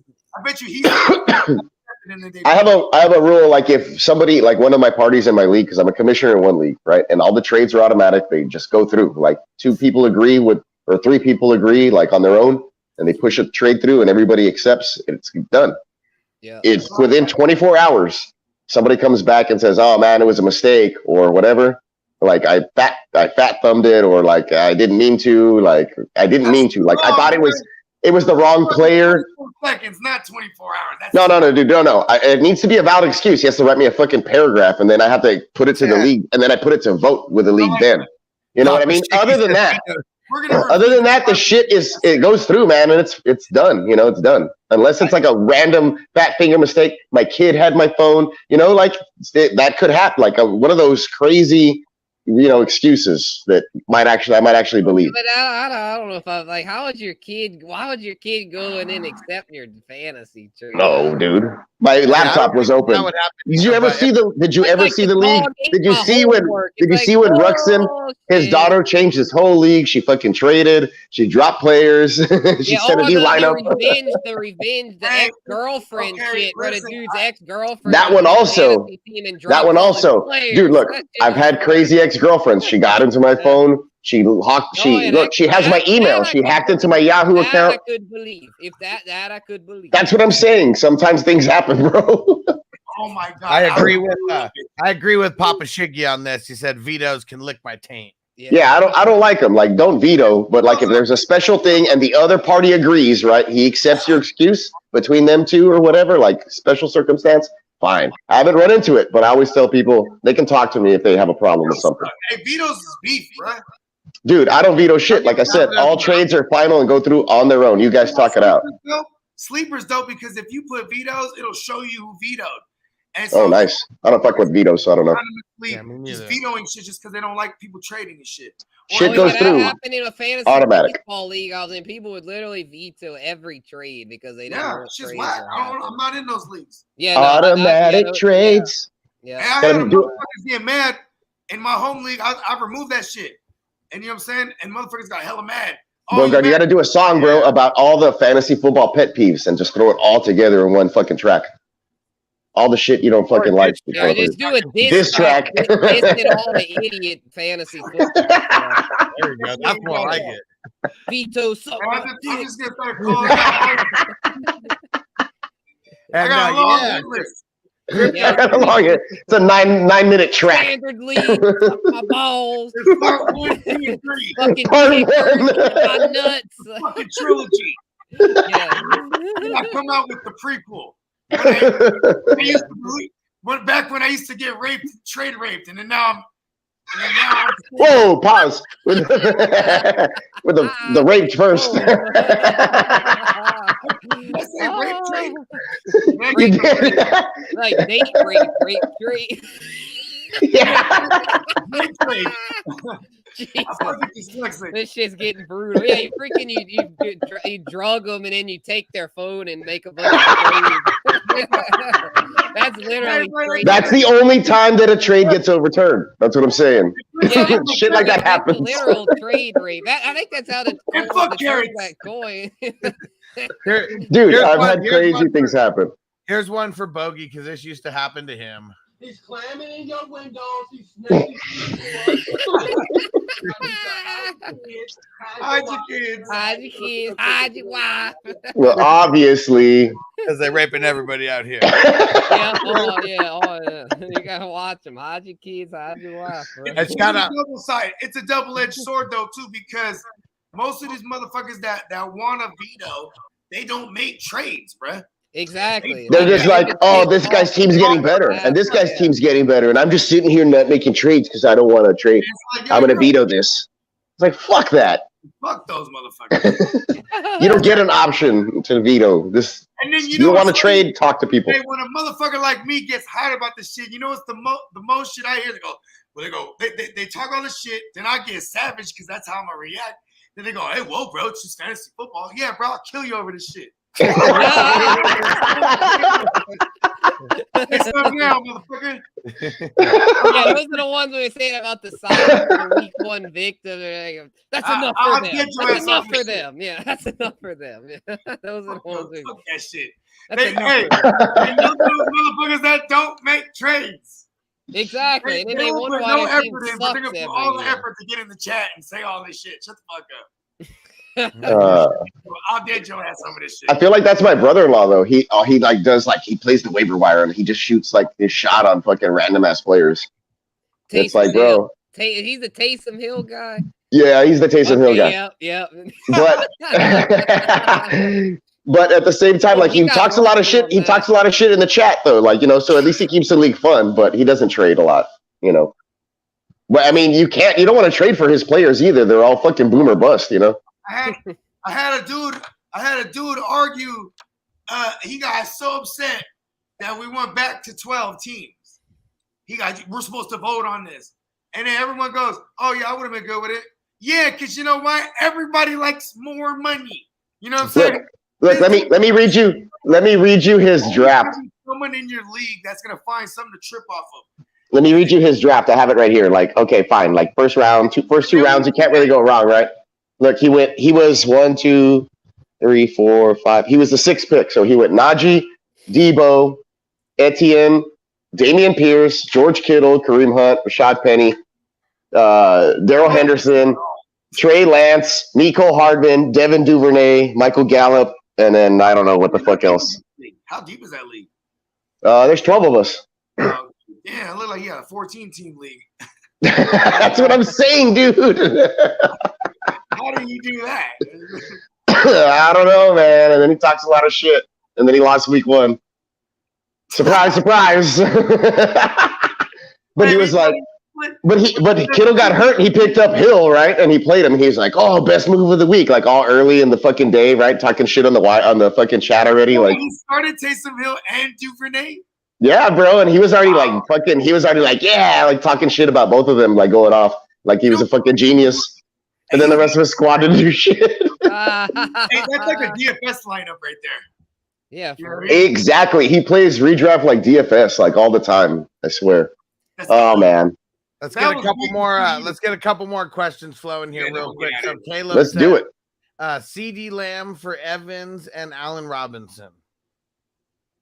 Oh hell yes! Definitely do that. Definitely. Yeah, fuck yeah, I'll take Evans and A-Rob. It's only an 18 league, but I mean, you're getting Mike Evans and A-Rob the Mob. A-Rob Give me a great depth piece in an 8-man league, and Evans is worth a start. I mean, Evans will probably have when he's healthy and everything. And yeah, bro. Yeah, take that and run with it, bro. Yeah, Tampa had a bad passing game. It was just kind of first week kind of thing. I think they'll get it together. Mike Evans has always been good for a thou wow usually, and then A-Rob is. Not value. You're getting 2 for. He only hits like that's his entire career, even right? Just yeah, usually, you know. Yeah, usually, fuck, dude. He does have a calf right now. I don't like. No, because like you can't play him when he's not there. That's like it's usually for the year. Yes, he hits 1,000, but you can't play him every week. Is what I meant.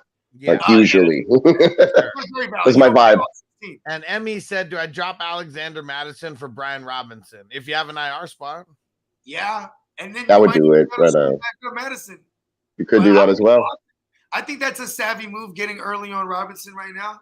I mean, I have a theory that when they put the ball in his hand, he's going to run faster than fucking the speed of light because he's got PTSD like they're shooting at him. He's going to be gone. Oh, what? Yeah, I'd do that for sure, especially if you have room on the IR. Yeah, I'd do that shit. Yeah. Triple X said Logan Thomas and Njoku, Hurst, or Alberto for this week. I'm leaning on Hurst. If Higgins doesn't play. I'm not mad at Alberto. The tight ends for the Colts, if you collectively put all the receptions and yards in one, tight end did well. I'll take Alberto. I lean Alberto there, but it's close. M Doggy to start, said J-Rob, Hunt, and McLaurin for Hill and Moore. Well, which Moore are we talking about? I'm assuming this is Tyreek Hill, but yeah, DJ Moore, Elijah Moore. Yeah, let us know. Put it back in, M Doggy. And it's gotta be Elijah, I guess. I mean, it could be DJ. I mean, it could be any of them. Yeah, we won't even guess. Put it back in, M Doggy. And Rendon, he said, someone drop Knox. Is he a must pick up? I guess it depends on who you have. But yeah, I would. Yeah, I mean, that's one of those guys where it's like, I personally put him on my bench.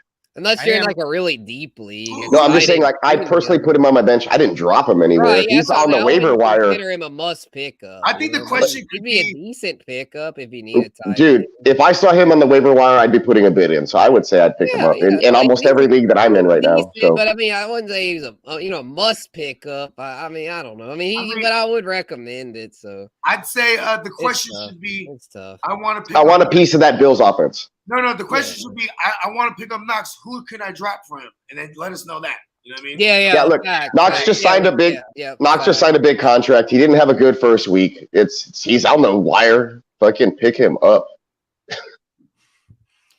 Who they playing? They're playing the Titans. He roasted the Titans last year. He roasted them. He's gonna have a bounce back game. Oh yeah, touchdown game. Oh no, that was the game. I think he'll have an touchdown game against the Titans. Though. Never mind.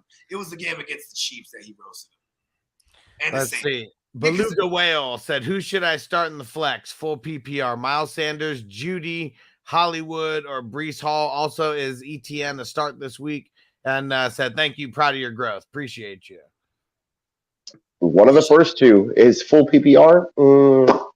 I think I'm going flex. Judy. I might start Judy against the Texans, but it depends. Hollywood, one of the two. I'd probably go. I'd probably say Judy. Stingley will probably be on Sutton.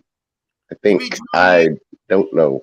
Yeah, Judy, and I guess just Judy was just one pick one. Oh, and is Etienne still a start? Yeah, I'd say so. Yeah, if it's just pick one, I'll take Judy. Yeah, I'm good with Judy. And let's see, who do we got? I do like the idea of Hollywood. I like Hollywood too, though. That's going to be a shootout. That's why I thought we were picking two, but if it's two, I definitely would rather Judy, and Hollywood. I like Judy, Hollywood, and ATN. All those to me are nice starts in this league. It's probably maybe it's a 10-man league or a shallower league, maybe 8. I mean, they got some good choices there. I don't know. It's early in the season, so it's tough to gauge against other players sometimes. Because, we don't know matchups right now against defenses so much. I don't know. I'm just using week 1 and I run with it. That's why I usually round. Yeah, that's what I'm saying. I want to say that, but then it's tough to was it a fluke? Was it is it a trend? Is it just don't know yet? Not enough information. Exactly. You don't overreact. People being able to run on the Titans, and they were the quote unquote #1 run defense as far as yards per carry last year. You know what I mean? Quote unquote. Gashed by Saquon. Gashed up. But that's the thing. Here's the caveat. That's the thing when you put 8 in the box. You get through them. No one's stopping you. No one's there to stop you, yeah. Unless your safety's a fucking animal. Yeah, we know how that can go. At least in his heyday. Back in my day. Right? Anybody who's in their 60s right now. Well, I mean, Saquon's been in the league forever, and he hasn't really done much. But he's so polarizing from those 2 seasons, you know what I mean? Or that 1 season, I should say. But have you seen his quads? That's all I'm saying. Drop the mic on it right there, right? I think I skipped over this. Said PPR Superflex Dynasty. Would you rather have CD, Carr, Hawkinson, or Herbert? Got nice RBs and a lot of average QB. Herbert. Yeah. Give me just Herbert. Give me. Yeah, I'm a savage. Let's do that. Yeah. No one's ever gonna move Herbert. So just the fact that you're getting him for Carr and a broken CeeDee Lamb right now, or situation wise, I'm okay with it. I mean, I want to compete. I don't want to be like, oh, there goes my year. You know what I mean? Give me Herbert. So now, even if it isn't your year, you have Herbert. You know what I mean? Yep. And Herbert's all West Coast. I felt like he looks like he was cornbread. And I don't know. I could drop Komet or Hurst for Knox. I would drop Hurst if I want to take a shot on Knox because Hurts is probably a streaming option if Higgins is not there. Higgins might clear concussion protocol. I mean, with Hurts. It's all a carousel right now in the tight end thing. I mean, honestly, it's gonna ebb and flow, and it just depends on. I would personally tie myself to the best offense, which is Knox. I mean, Hurts, if you look at CJ Uzomah, I would also throw out that Chicago game last week in the rain with San Francisco. Like everything that happened last week, it was bad weather. Yeah, don't drop commit. So I would let Hurst be on the wire. Nobody's going to pick him up. Nobody's going to pick up Hurst. Right. And then if you believe him and something wrong goes, then you can go back and pick up Hurst instead of one of these other guys. All right. And then let's see. Okay, we got for M Doggy. It was DJ Moore. So it's James Robinson, Hunt, McLaurin for Tyreek Hill and DJ Moore. Ooh. Which side is he on? I'm not sure. Which side do you think wins? Which side will we be on then? I'm on the give me the J Rob, Hunt, and McLaurin because I believe in J Rob right now. I do. I do like Tyreek though. I mean, I was one of those things I needed. That was one of the main ones I needed to see to believe. Like just yeah. But once again, DJ Moore has a shitty quarterback, and it's going to be just up and down, like mediocre 1,000 yards. So there's not like a whole bunch of upside unless he gets traded or they get a better quarterback. Yep, I'd rather have the three. Yep. Yeah, because McLaurin's McLaurin. Hunt's like potential to either be traded or become the number one is like ridiculous. And then J Rob, nobody believes in it. He looks great coming back off of that Achilles injury. If I could take J Rob and McLaurin and just bring back Tyreek Hill, I'll do that. Okay. Yeah, see if you can do that. But it's tough. I'm pretty sure that's a big part of it. I mean, but you can try. You can try, and if not, then maybe go back to that original deal and see if they still take it. See, that's the gamble. Oh yeah. All right, and so Coop Eagle on Twitch says pick 2: Dylan, ETN, Melvin Gordon, Jarvis Landry, or Curtis Samuel. Dylan and Landry. It's close between. Because I think with no Alvin Kamara and they're going against the number one run, like top 4 run defense with the Buccaneers, they're gonna have to throw it a lot. I'll slightly take Landry over ETN because to me those are the two, Dylan and ETN or Landry. Like I'll take Landry and Dylan. Yeah, it's close. I definitely like Dylan.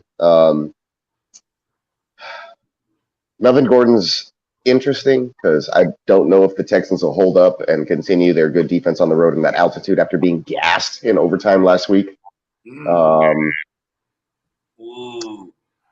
Because that's just a little caveat. I just feel like they're going to get run on somehow. They're not going to hold up. But yeah, throw it all the way to the moon. He was underthrowing some shit last week, and overthrowing, so he needs to get that together. But I know he needs a little touch, man. He needs to put it in between, and once he does, he'll be like. But anyway, yeah, I did like Dylan, and I think I'm going to go with Bogart's first response. Dylan and yeah. I'm sorry, you took it off the screen, but what was it? Landry. Landry, thank you. I'm on. Yeah, hyper-targeted Landry. Yep. And Evan Wheeler, what up? So what's up, fellas? Great live thoughts on Taysom Hill. Thanks again. I don't know. Avoiding. He's not gonna. He's got to get more volume. What do you have? Five touches? In the 4, I think, or maybe 5. If I'm in like a 16 team and up league, I'll probably consider him to start as my tight end because you're hoping. Like, what did he play? 16 snaps? Yeah, not a lot. He just did everything with all of them. Not at all. Or with 2 of them. Yeah. Unless you get Spence knows all about it. All about Taysom Hill. Yeah, perfect timing. Yeah, guys. Taysom Hill. I'm just gonna be real. Is fugazi. See, even the Saints, the local Saints guy said it. For fantasy, for real life, I love him. I got his jersey. Yeah, of course, I like him too. He's a Texas guy. You know what's up. I don't know when you're gonna use him, but for fantasy, he's only a best ball play. For season, you know what I had to call him? Because it's a trap. You're trying to chase whenever they're going to use him, but you never know when they're going to use him. Some weeks he's going to get a goose egg. Taysom Hill's that straight up. He's the straight up wild card when you used to play any card game as you were a kid. He's the Joker. He's the Joker. Yep, the Joker. What's the wild card? It's the Joker. That's him. Yep. He's the only person, I swear to God, in the entire universe named Taysom. Yeah, it's funny. My dad always butchers his name. He's like, yeah, the Taysom Hill, a Taysom Hill. He can't ever get it right. It's always different. Yeah, it's either those are my thoughts. That Tyson Chicken Hill. Pretty much. Here's the funny thing about stat lines too, is because when you look at the stat line, you're like, oh my God, he went off, and I can put him in my tight end. 81 yards in a tug. But if you watch the 4 game, touches. The first half of the game, they couldn't get any run going on the ground with anybody. Yeah, thankfully for Taysom, because they tried to switch things up, and Taysom was able to bust them open. And like, it wasn't like, okay, cool, he busted it open. They're like, you'll do it again, and like, literally in that one drive, he did it all. You know what I mean? It was like, you want to see me do it again? They can't stop it. It was a first down, goes to the sideline. Jameis now they're in the red zone. He throws a fucking duck, and then they're like, "This me making your bunch of it." You know what I mean? And Crypto Duke, what up? Came in from the Facebook group. Full PPR. Aaron Jones. He said Aaron Jones a lock. Jamal Jacobs or Michael Carter for RB2? Oh, Aaron Jones a lot. Aaron Aaron Jones. Jones a lot. Yeah, Well, yeah. no, Right. I think he's saying yeah, that's what he's saying. He's asking Jacobs or Carter for his As RB2. Okay. Probably Jacobs because I still think Greasy Breeze Hall's gonna get in there, and the Browns have a good defense. Or I think Jacobs, the Cardinals stunk last week, so I'm thinking Jacobs has a bounce back. That's a good call. Uh-oh. And he said, tell the dude in the 49ers trash. Thanks for the dub last week. Yeah. You can tell me though. You think Huss is your errand boy? Hey, tell him this.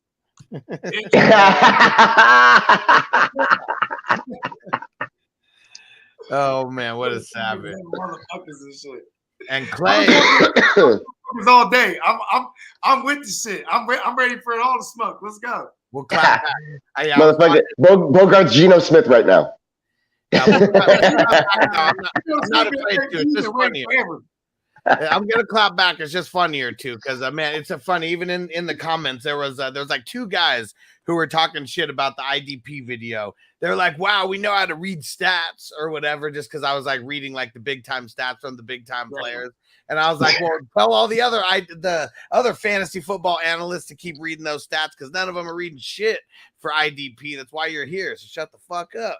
Yeah, you don't see those guys making the waiver wire claims, on their own, or actually, doing the research for themselves. At least it's not like you're giving them extreme, super insight. You made, I think, like 3 videos in one day for waiver claims, and it was just kind of quick. It wasn't going in depth for an hour with guest panelists about who to pick up on your waiver wire or whatever for IDP. It's like an 8-minute video that I said. Exactly. I saw the videos. They were 8 minutes long. I really like the videos, Huss. Those are Exactly. It was just to tell you who's who if you don't know and you don't play IDP that often. A motherfucker is like doing work. But some of these guys don't know how, the audience or the main audience isn't super involved in IDP, I suppose. Well, at least those two guys. You can't please everyone. Trying to find an edge on his league, so he's searching for content, like putting in effort out there. Then he has Couldn't be like, hold on, he has nerve to talk shit thanks. about someone effort to put in these videos. This shit ain't easy, you know what I mean? It's time too. Time is money. It ain't easy being greasy. Yep. Yeah, tell that to Grease Paul. It ain't easy being greasy. Shout out to Clay on Twitch, and he said, "What up, guys? First time viewer, hell yeah!" And Cool, man.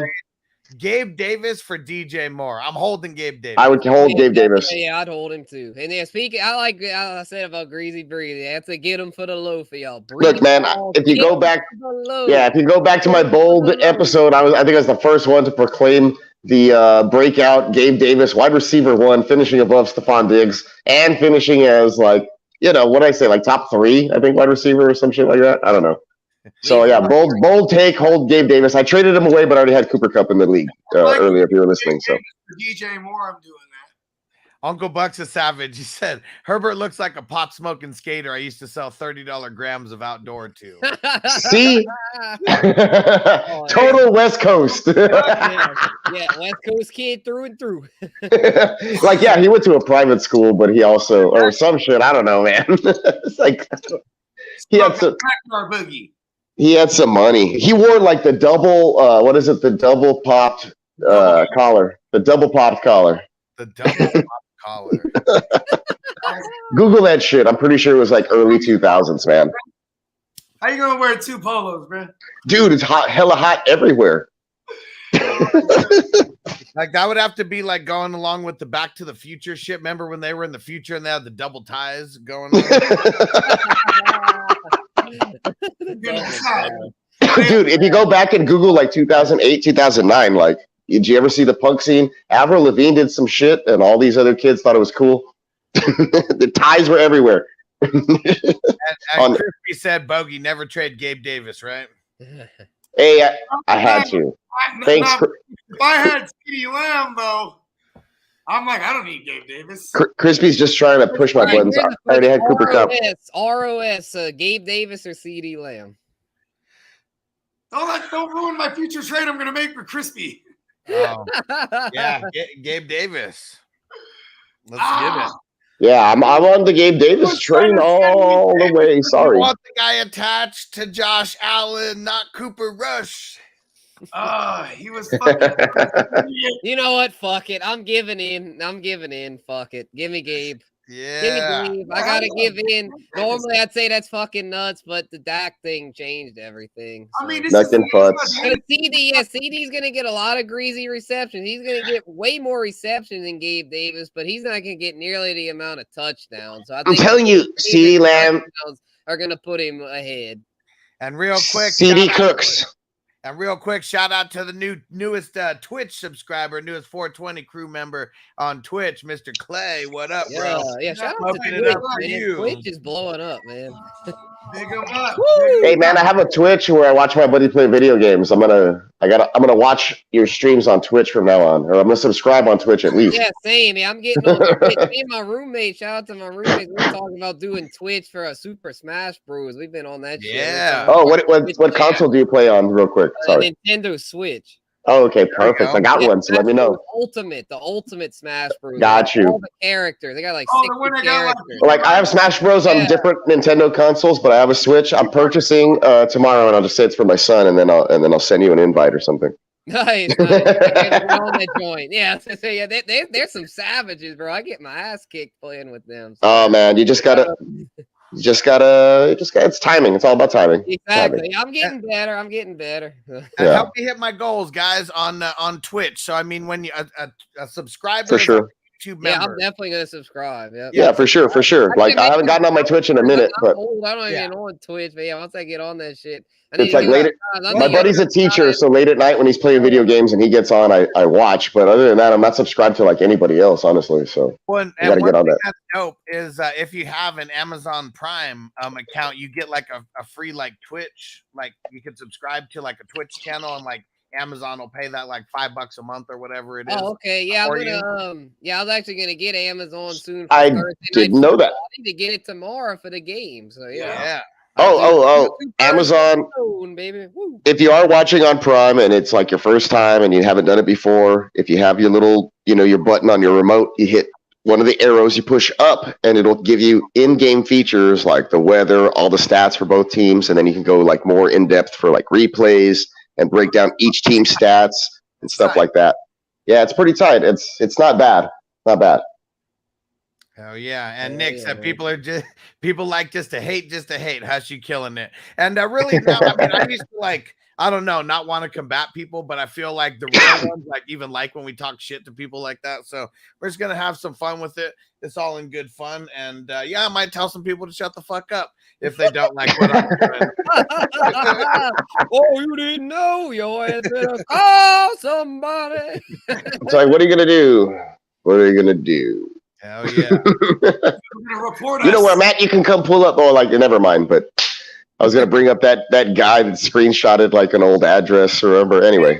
I feel bad for anybody who tries to roll up, bro. We got guns and we ain't even in Texas, bro. I was going to say, I live in Texas. You don't want to roll up on over here. Yeah.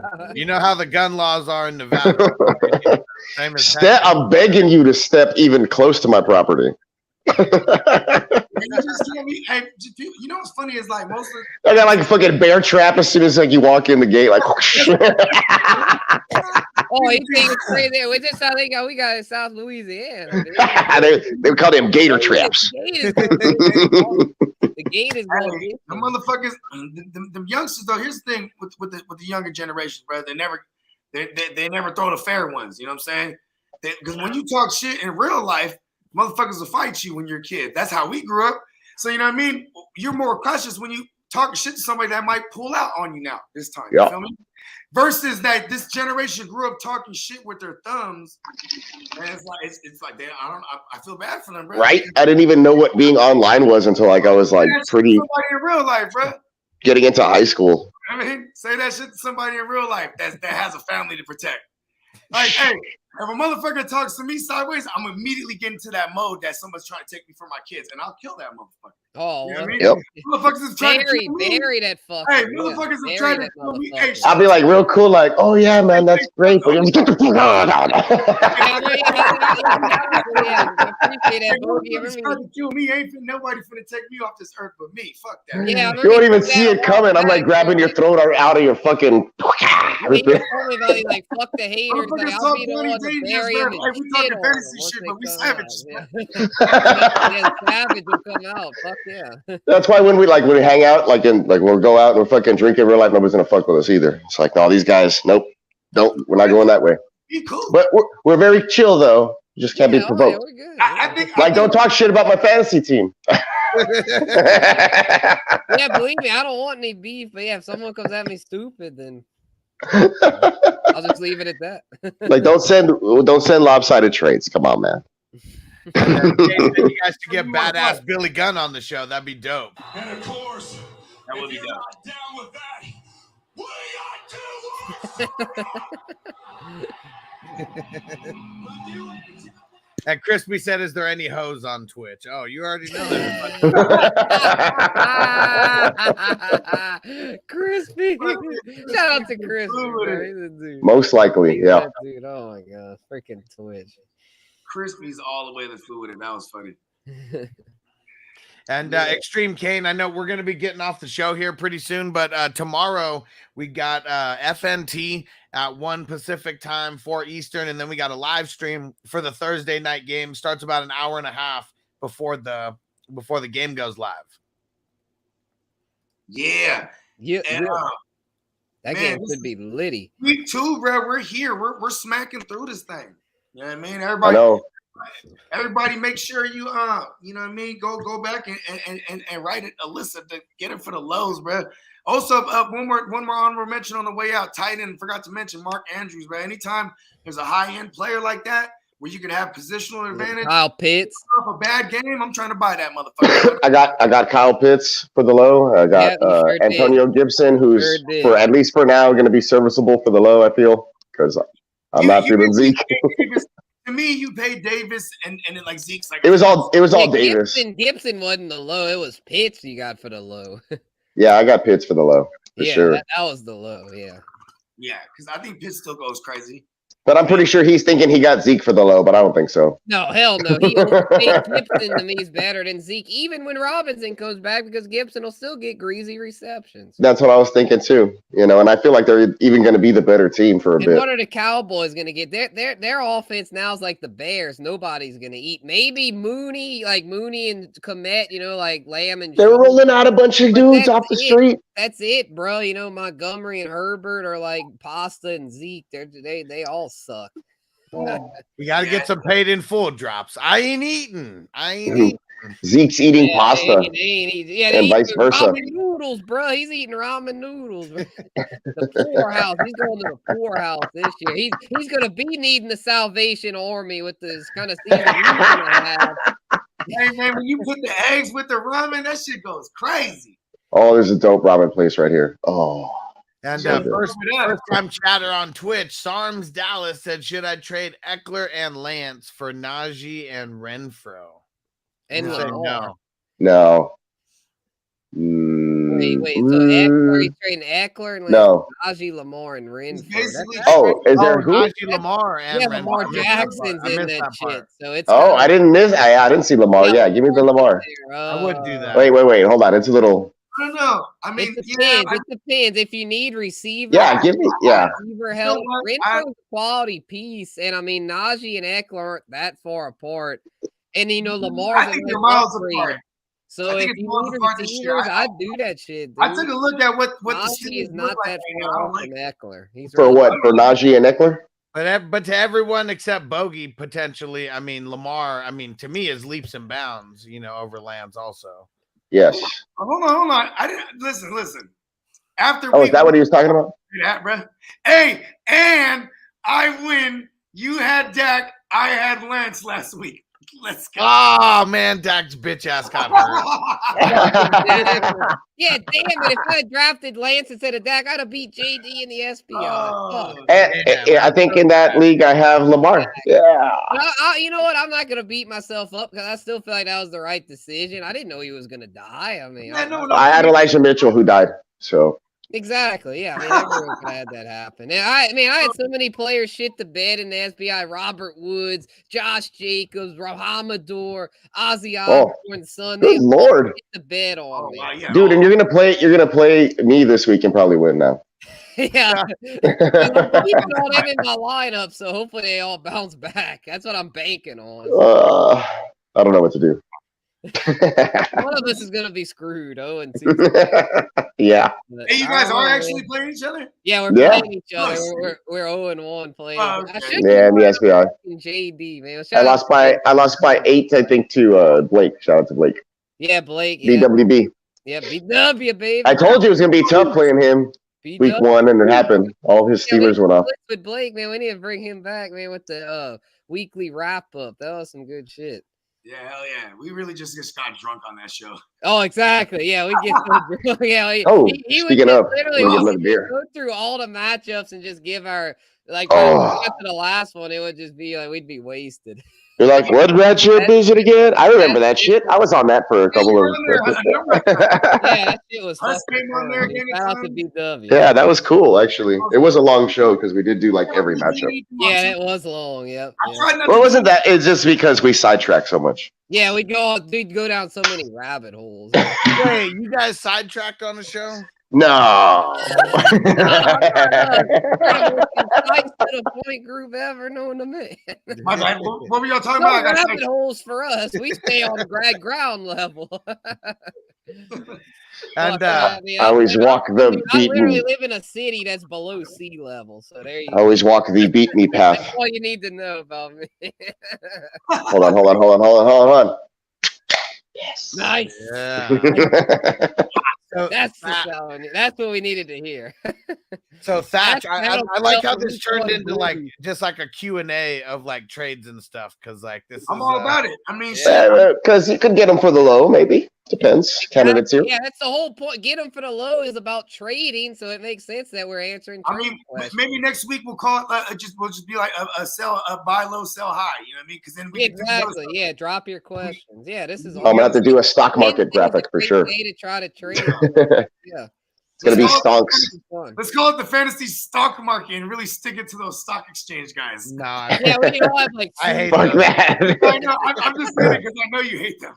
I would call it like instead of fantasy stonks, I'd call it like I don't know, fantasy donks, and just put a bunch of asses on the fucking. I actually have a tuxedo T-shirt. I'll wear that. Yeah, let me find that bitch. Oh shit! I love a good tuxedo T-shirt. And right. I got Darnell Mooney and Brandon Ayuk for Robbie Anderson. I robbed that motherfucker. Oh yeah, hell yeah, highway. Oh fuck yeah! You sent away the string bean. You got off your roster. You lucky son of a bitch. And hopefully that was someone you picked up as like a waiver wire, ad and then traded him away for those. Yeah, I can't get rid of him in Dynasty at all. Like, nobody it's wants. just tough. No, he had a great game, right? If he has another one, it's like, please, somebody come begging for Robbie Anderson. Yeah. If not, I'm going to be forced to start him. Oh no! It was the and then he'll like give me a 0 or some shit. Yeah, we got a lot of action on Twitch. We got another. Oh, there we go. I like it. That's Twitchers ceremonies right there. Hell yeah! And we got another first time chatter on Twitch. What up? It's J Polo Tan, Travis Etienne, or David Montgomery. Etienne, easy. Etienne. Yeah. Easy. The upside is too good to pass up. Yep. Even with J-Rob, they can both eat. Yeah. Monty and Herbert, good luck having both of them eat. That offense sucks. To the moon. Oh, yeah. Mooney to the moon. What's the he has opposite? moon in his name, goddammit. He's To the Mooney. Down the toilet. He's To the Mooney. Yeah. T-shirt coming soon. To the Mooney. Yes, there we go. We got it. We got him in it. Darnell Mooney is an astronaut. To the moon. Darnell Mooney riding a rocket ship. To the Yes, moon. to the moon. To the Mooney. Yeah. I like Looney yeah. Tunes also. That's Yeah, a good one Looney also. Tunes, We're gonna do yeah. 2 of them. Oh Yeah. shit. Same thing. There we off the rails now. He's tied to an acting rocket and he's on the way to the fucking moon. Yes. Mooney Fuck Tunes. that up To there. the moon. Crypto Duke said, y'all think Swift gonna play this weekend? Yes. Hey, I don't know. Yes, he will. He Here's will. the thing. Have faith in him, first of all, young lad. You know what I mean? Yeah. I'm We like, can't have Swift don't die. die on me We've again, Swift. had enough fantasy death It's already. because last year Exactly. he died. here's the thing. Swift also died last year. He's going to be questioned. Exactly. We can't have him die. I think this is going to be part of his load management. He's just Exactly. gonna Yeah. That's why Jamal Williams. That's why Jamal Williams is taking the big hits around the goal line. They're like, they got the bigger guys in there. Let me get Jamal. Which we love because Jamal Williams now that makes him a sexy flexy. Fuck yeah, dude. Every week. I picked him up in a league somewhere for Yeah, 50. I picked him up in a league somewhere for guess how much fab? Scoring so many points, so where Jamal Williams could be in flex consideration because both running backs should eat a lot. Oh, you know what? It was the guillotine league. I missed out on Eckler and I missed out on who's the other guy? I missed out on somebody else I bid for, but I got Jamal Williams for 55 fab. Not bad. Hey, That's right. Guess how much I got A-Rob for? How much you get A-Rob for? $69. Nice, dude. I swear I was putting all my bids over like 155. Dude, my bids were 55, 69, and then that was pretty much it. Like I didn't have any $1,000 ones. If not, I would have bid 420 for sure on somebody. I wouldn't have paid $1 over 55 for Jamal Williams. Yeah, for sure now. I would have paid 14 more though. Yeah, I paid 69 for Jeff Wilson for sure. And shout out real quick to J Polo 10. They just gifted a sub, and it looks like it's Triple X Sandman who ended up receiving that sub. But we're gonna smoke it up for you. Yeah. Hold on. Aha. And I was ready with a bowl here just for these kind of occasions. I like how Twitch is getting lit more with fantasy football. That's cool. So lit, Fuck yeah. Tomorrow I'm getting Amazon and Twitch. I'm fucking Excuse me. I'm evolving. I'm getting Amazon and Twitch.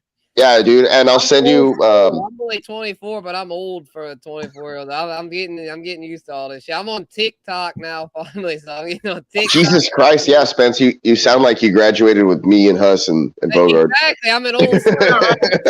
Yeah, Spencer's definitely an old soul. Yeah, I definitely am. But hey, I'm cool with it. You know, I gotta adapt. You know, and I know, dude. I got carded today. I was buying some beer at the store, and I got carded, and I was like, "Thanks" or whatever. And she's like, "You look way under 40. We have to card everybody under 40." And I was like, "Oh, okay. 40, well, I guess I got to be less than double the amount of someone beer. I thought she was just like going to be nice, like you look really young. That's why I decided to card you. It's like, no, I got to card everybody under 40. It's like, good Lord.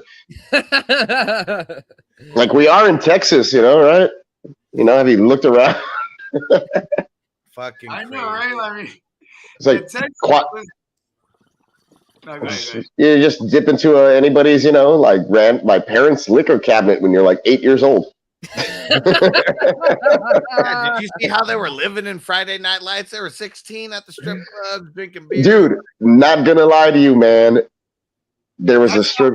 Look, there was a strip club like 10 minutes from where we lived in our town. Like we got free beer at all the corner stores. We knew the cops.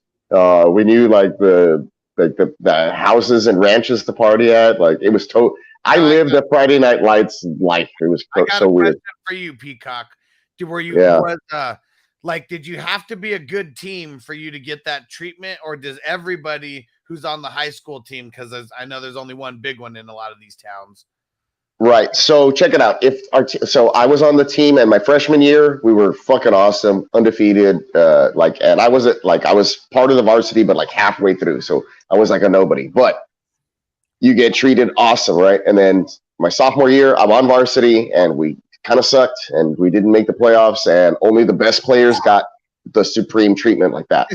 But if you're hanging out with them, then like you passed, right? But like it was like hide or like be in the back, or they'd be like, "Hey, I know that guy. Like he's not of age. We can't give you beer. Sorry. Like come next time by yourself or whatever kind of thing." So But then like junior year we sucked, so it was kind of the same shit. Like we barely didn't make but my senior year we fucking like we're tearing it up. Like and then went deep, playoffs kind of shit. So we lived like kings my senior year. Definitely. Tight. Yeah. It was definitely the varsity blues experience. Straight up. Hell yeah. So We cool. got another comment from Twitch. BTG says flex Melvin Gordon or Penny this week. I like Penny's volume, but weary of the San Fran D and Walker practicing today. I'd be on the Melvin Gordon side either way. Yeah, same, because they going against the Texans. Their run defense blew ass against the Colts. So yeah, give me Melvin. He's still very much involved, as much as we love to hate him because we love Javonte. So we all hate Melvin, but Melvin still has value, and you just can't trust Penny, man. San Fran D is very nice, and we never know when Penny's gonna die. I mean, we just. I was never gonna say, know, yeah, so. I'll agree with you there. The Texans' defense looks much improved from last year, but they couldn't hold up. And then after an overtime game, taking a pounding versus Jonathan Taylor, put up 175 in an overtime game, and then they have to travel and then be up in altitude. I'd expect the running backs over there to eat. So I would still play Melvin Gordon. Woo whoop. And Thatch said Javonte and St. Brown for Chase and AJ Dillon. What y'all think about that? Oh, that's not even close. Chase and Dillon. Chase and AJ Dillon. You're stealing from him. Yes, that's highway robbery. That's the side that you got. That's fucking Like if you're sending that trade, we'll be prepared to be countered. or Or straight up denied. Yes. Sometimes I see something late and I don't want to like fuck around and talk. I'll just deny. But I'll come back to it the next day and be like, hey, how about this? Completely different though. Hollywood, what up, bro? Allen Robinson or AJ Dillon for my flex? Dillon for me. Yep, AJ. Dillon. AJ Dillon. Bro. Dillon. Have you seen his quads? Are you guys really trying to I mean, we can't say who's on your team, but just as a whole, are you really trying to sit Allen Robinson if you can, or are you trying to get him in there? Yeah, I am trying to not. get him in there, if it's like a 12-man league, but if it's 10 or less, probably sitting him. If I don't have Allen Robinson anywhere, so I can't say that I'm trying to get him in anywhere. He's robbing them. That's it. He's robbing these motherfuckers. Hey, you got to do it, man. Congratulations. You should feel good about it. Savage, bro. I mean, now you just got to hope, knock on wood, your players stay healthy because I've traded for people and then they die and it's like, fuck. Pissed off and like blackball you. Like they had a dude in one of my home leagues that we like had a trade embargo against him because he was raping people constantly. So like we were embargoing and no one's trade embargo. Yeah, we had to act a trade embargo because the dude was just like getting over on everybody. Hide your wife. Hide your kids. Hide your wife. Yep. Because they're raping everybody out here. Oh yeah, he really was, man. My boy Skylar, man, he was raping everybody that year. So we had to he was mad. He's like, "Why don't you want to trade with me?" Like, 'cause you keep fucking everybody over. And Hollywood trade fucked. Starting wide receivers are Mike Evans and Gabe Davis in a 14-teamer. That's nice. Hell yeah. And starting RBs are Mixon and Javonte. Like, who the fuck was drafted with you in this 14-team league, bro? Wow, it's a 14-teamer? Oh, shit. That's good. Mike Evans, Davis, Joe Mixon, and Javonte. That's free money. He was probably like the only guy taking value. You know what I mean? Or some shit. Like, I'll take this guy here. I'm a Texans fan. I'm going to take Dameon Pierce in the first round. Well, and then Brandon Cooks. And then you know what, dude? What's so cool is that, like, because in this league that I'm in, me and my buddy are Texans fans. There's two of us. Everybody else is Cowboys. We push them to take the Texans guys up a little further. You know what I mean? Yeah. And we didn't take them. Nice. That's what's up. Nice. Hey, you know what, though? Here's another thing. Is I think that's mad feasible. I mean, it's Mixon, then Winston, then Mike Evans. And then maybe Gabe Davis, he pulled up a little high. Willie Javonte. It depends. Yeah, it was Javonte, and who was the other one? Devonta Smith. Yeah, Javonte Williams. Yeah. Javonte flex. Yeah, home league. That makes sense. Home league, especially if they're drunk drafting, bro. You can get a dummy nice team in home leagues with a bunch of drunk. Oh man, I would Mixon and Javonte in 1 and 2. I mean, who knows which way that went? Could have got Mike Evans in the 3rd or 4th round. I mean, I don't know how the league was drafted. And Gabe Davis could have been a 5th or a 6th rounder, even in a 14-teamer if he's not on the radar for people. Yeah. And we got another first-time chatter on Twitch. Man, Twitch is blowing up today. Crazy. TWD fam said, should I start Devonta Smith or DeAndre Carter? And last week, Smith getting the big old goose egg. And Carter I think that you're putting two flukes up against each other. Devontae Smith. Give me Devontae Smith. Yeah, I will also take Devontae Smith. Carter, I think, is going to go back to being nothing because of Palmer and BMW are going to shake back. Yeah, it was just kind of a fluky situation. Like, oh, shit, like this guy's open for like, what did he score? Like 2 touchdowns or some shit? That was a slam dunk. I'm going to Devontae Smith. I mean, week one, when they got, well, compared to Carter, I mean, and if Carter catches a touchdown, I mean, yeah, fuck me. You know what I'm saying? Dude, Carter has one of these games every year. And then the next, like the rest of the year, he's like fumbling kickoff returns and fucking causing interceptions. He was with Washington last year, right? Yeah. Yeah, and he was with the Texans a couple of years ago. Games like that with Washington. You know what I mean? He just has the random big touchdown game. But how about this? 1 week of film with AJ Brown, they're not gonna let AJ Brown get fucking 14 receptions like that. He was the guy who fumbled the kickoff return against the Chiefs that like fucking started the whole momentum swing. So I don't fuck with him ever. Like I won't pick him up or put him in my lineup.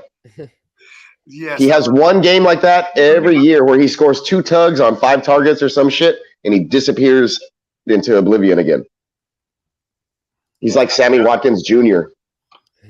And Thatcher, bro, my team is Rodgers, Cup, Chase, Waddle, Swift, AJ Dillon, Schultz, and Mooney. I mean, outside of Mooney, I mean, that's pretty nasty. They sound good, man, but like I had a great team. On paper, he only put up like 84 points this last week. Mooney will shake back, I'm telling you. Bro, I had Mahomes and Kelsey stack in a fucking league, and I lost because the motherfucker had Allen Diggs just fucking out fucking comboed me. You know what I mean? Yeah. Dang. Hollywood said the home league went QB heavy, so I picked Herbert in the 4th. So yeah, it probably was like Mixon in the 1st, Javonte in the 2nd, Mike Evans in the 3rd, Herbert in the 4th, and then Gabe Davis in the 5th. Yeah, Gabe in the 5th is great. That's where I got him. Nice. Pretty nasty. And then I traded him. In a single QB league, I took Herbert. It was a good trade, bro. Don't regret it. I know it was a good trade. I know. You got Pitts with a low, bro. Yeah, and I have a lot of good like receiver options to fill in for him. So it's redraft too. So you know what I mean. It is redraft. Yeah, redraft is the ultimate get the right combination to get you the title. You know what I mean? Like whatever this combination may be. You know what I mean? Yeah, my tight end situation was looking kind of funky. Yeah.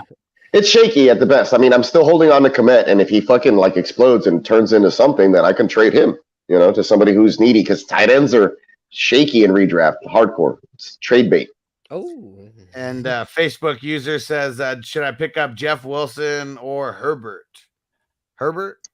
Who's your quarterback? Oh, no. I'm assuming Khalil Herbert. Oh. Yeah. Oh, that's honestly, it's interesting. It just depends on you. I take Khalil Herbert. Yeah. Khalil Herbert, because I Monty Burns is not looking good, bruh. I mean, I think Khalil Herbert.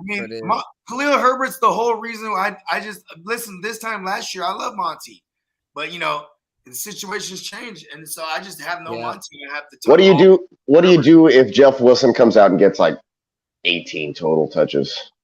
That's cool. I mean, like, hopefully he holds the job and doesn't get hurt. Or I mean, Jeff Wilson is 1, he gets hurt.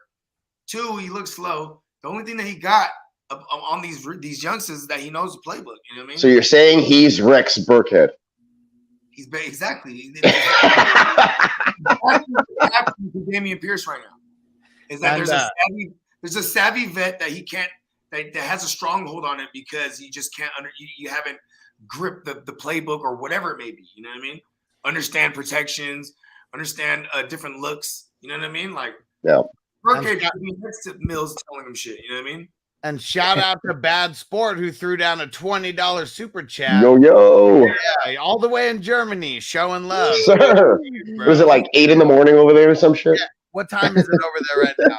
He just woke up. He's like, cool, man. I'm getting my fantasy advice. These guys are all fucked up. Yeah. I had 2 glasses of this mixed drink. Too, Yeah, and he says, What's up, man?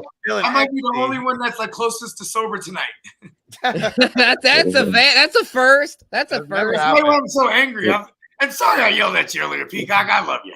When did you yell at me? I don't even remember that shit. Because you got the overpowering volume tonight, and I was like, I needed to yell at this other guy. Oh, this headphone mic is real close to my mouth. What was his? Did he have a question? 6:12 a.m. Good Lord. Hey, well, shout out to Deutschland, man. Yeah, shout out. 6:12 a.m. said, Good morning. Let me see. Keenan Allen allowed me a free waiver pickup. First waiver wire is like the second draft. Yeah, scooped up Deshaun Watson and Brian Robinson. Okay. Not bad. I mean, if you could throw. Oh, okay. So he's just saying who he got. Okay, yeah, that's solid, bro. That's solid. What is it? Guten Tag? I don't even know. I don't know German. If you have IR spots, don't quit now. Put them in the IR. Go see what else you can grab. You know what I mean? Yeah, if you got more. Yeah, grab shit. If someone's slipping and Joshua Palmer's out there, you could have your Keenan Allen replacement for the week. You know what I mean? I know. I don't know who to start in that other flex spot now that Gabe Davis is gone. I got Josh Palmer. I got Ayuk. I got Lazard and DJ Chark. I'll start Palmer over Ayuk. That's how big I am on Palmer when there's no Keenan Allen. What about Chark? He had a pretty good game last week. A lot of targets. I'm not chasing the big touchdown. Yeah, I'm not either. I'm Okay. off a He's a good flex, but like when you're talking about those other guys, yeah, give me Palmer over. I should put Chark on the trade block. He would say 100%. Yeah, I'm throw.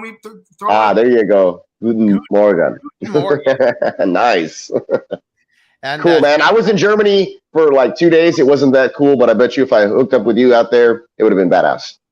I don't know. It was a weird vibe when I was out there. It was a Euro 2004, and Germany didn't have like a good day when I was there that day. So everybody was pissed off everywhere I went. You know what I mean? It wasn't cool. Not their fault, not my fault. It was just like, let's get out of Germany now. WD fam on Twitch, what up? Said, here's my fantasy team, 20-team league. Ooh. Stafford, Damian Harris, Swift, Keenan Allen, Cortland Sutton, Devonta Smith, Dallas Goddard, Jason Sanders. Bills is the defense, and then on the bench, Baker Mayfield, Chuba Hubbard, Garrett Wilson, DeAndre Carter, Hayden Hurst, and the Ravens D. If you're gonna hold, not bad. I like it. If you're gonna hold Chuba, I mean, if you're gonna hold a backup on that team, go pick up Foreman and drop Chuba. Deonta? Yeah. Donta, Yeah. Well, because it'll be him, not Chuba. Chuba's Man, he had such a great career in Texas. I enjoyed watching him play. Nothing. I mean, he got the ruptured Achilles running for like a 70-yard house call. In Hughes as a Texan, yeah. Yeah. Against the Panthers, actually, I think. Ironically. Right. It was either the Panthers or the Titans that he was playing against. I don't remember. TWD stands for The Walking Dead. Yeah. And like, Bad Sport said Europe is off the chain. Amsterdam is the joint. Yeah, definitely. Yeah, I can't wait till I get to go to Been to Amsterdam. I'm fucking so. Fuck yes, the Netherlands was cool as hell. Honestly, yeah, dude. There was like a coffee shop. I got there. There's a dude. Check it out. Looked like Ricky Williams behind the fucking deal. Had a Jamaican accent, and like everybody was smoking like on like these like it's basically like bar tables. Ricky. I was like. It was like no, but he looked exactly like him though, dude. I was like, holy shit, what the fuck? Maybe I was already high, I don't know, right? But like I was like, we were like, where do we order? Because we didn't see shit, and then he hit a button and like he went like this with his hand, and then like all the back lit up behind him, and he saw all the fucking shit hanging, like packages of joints and fucking pre-measured grams already with filters like rolled like in. Like packaged shit, like micro machines, like you pull off the plastic. It's already, I don't know, it's tripped out shit. And then he had like fresh herb underneath, and then like a little menu that lit up, and it told you the prices, per fucking euro or whatever the fuck. I'm curious, what was it hitting for? I want to know what the market was like. Fuck, dude. Look, so like American money back in that time was fucking going great. So you could buy a gram for less than $20. You know what I mean? At the time, like no problem. You know what I mean? American time back then, because I was fresh out of high school during that time. We were still selling grams for 15. You know what I mean? Yeah. Like so, I was getting we were getting grams basically like at $15 or whatever. basically, but like prepackaged or whatever. Then we get flour, and that was like a little cheaper, as in bulk. But we didn't get a lot there. When we went to Switzerland, we bought it illegally, cheaper at a park with some fucking random ass dude in a ponytail. Didn't speak no fucking English, bro. We just kind of threw money at him, and he threw fucking like eights. He threw eights back at us. Yeah, signals, and he was like, "Hey, Jamaica," was the first thing he said. So we just ran over to him at the park. Nice. And that was in Switzerland, bro. That was crazy. Like we went to like a smoke shop looking for like a Spencer's type place, and then asked basically like where we could find weed, but didn't speak any fucking like local language, and they could barely speak English. Pointed, go to the park, look for a guy. And so like we go and we look for a guy, and he's sitting there in a fucking circle of like 10 people, and like in a fucking tie-dye shirt with a fanny pack and sandals and a ponytail, dude. He was just like, And he goes, dude, and he's super fucking far away, and there's like 4 of us like looking around, and like we look super foreign, obviously, right? And he just goes, Jamaica. So we just go over there all fucking cool, like fuck it, we could get totally arrested in a foreign fucking country, and we do a drug deal. But we made out like bandits, dude. We got like, oh man, we must have got like an easy like an OZ for like $80 or some shit, like real quick. I was in Maui. I was in Maui for a wedding, and I always bring my own tree. But we were there for a week, so like 3 days in, I'm like, fuck, dude, I'm out of weed. And I'm like, there was a Philly cheesesteak spot that I kept going to because it was just the dude in the front. He was like from Philly, and he's like, hey, Frisco, come inside here. Yeah, like, dude, man, I have a friend named Philly, and he sounds exactly like that. Bro, his nickname's Philly. And the sandwiches were bomb, first of all. So then, like, but he was cool. He drives a cab. So I'm like, all right, the Philly guy gotta know where I can get some trees. So I'm like, hey, bro, I need some medicine, huh? And he's like, you want to go to the park? There's a guy. There's always a guy at the park. He's like, he's the park. Fu Manchu beard rides a bike with a basket. You can't miss him. He goes, but he'll rip you off. He goes, you want to find the guy. Black dude, about 6'5", wears a sports coat, arms stick out of it. And I'm like, all right. He's like, I saw him. So like, and I walk to the park and I just see the dude because he's 6'5" and he's standing and his arms are sticking out of the fucking small. Like, that's the guy right there. And that's definitely the guy for you. And then he trips me out back and goes, I think you are. And I'm like, hell yeah, let's go. And he ripped me off too, though, but I don't give a fuck. You're like, dude, I'm just here. Like, he's like $40. And what up, Don Haggard? He said, hey guys, need 2 PPR Edmonds, Penny, Gordon, Wilson Jr. Gordon and Penny, probably. I like that. I mean, the Wilson thing, it really depends on getting this volume, bro. I just don't. And then, like, now you have a rushing quarterback. Like, people remember Wilson with Jimmy. You know what I mean? Like, this is not like. I'd probably rather take the volume with Penny and then Gordon against in that matchup where they. It's like, look, man, if you had Elijah Mitchell and he's out, then yes, you put Wilson in, right? If you already had him, or you pick him up off the wiper. The wiper. Bring him in off the wiper. Yours wasn't as bad as trade rape, date rape, or whatever I said.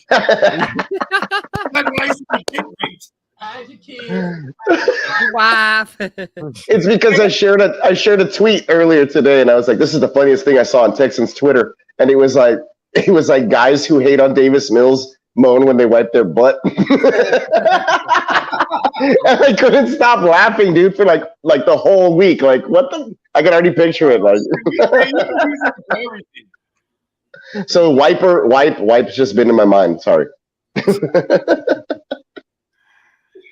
And let's see. Song had a question too. So I traded Jamal Williams and Alan Lazard for Damian Williams from Atlanta and Mike Williams. Oh, BMW. Let's fucking go. But Mike. Great deal. You win. BMW. Let's fucking go. Yeah, the Damian Williams he just threw in, right? He was just like, get here, take this guy. Even. You know, sometimes they'll be like, well, People be like, well, I'm throwing Damian Williams. I'm like, fuck, man, for real, you can do that? All right, well, you know it's even then. You know what I mean? And then you just Yeah, no. You bring him over and then you just cut him. It's really the worst of the two. And me and Song, we must have went back and forth for like 2 months. I was like, man, he trades like me. We'll never get anything done. I've done that with you before, and then they just fizzle out, and I don't talk to you in that league for like 2 months or something. Like, it's hard to find like the most evenest thing possible when we're both trying to. We're both happy. Yeah. We're just going back and forth. Like, how about this? It's like, how about this? How about this? Right.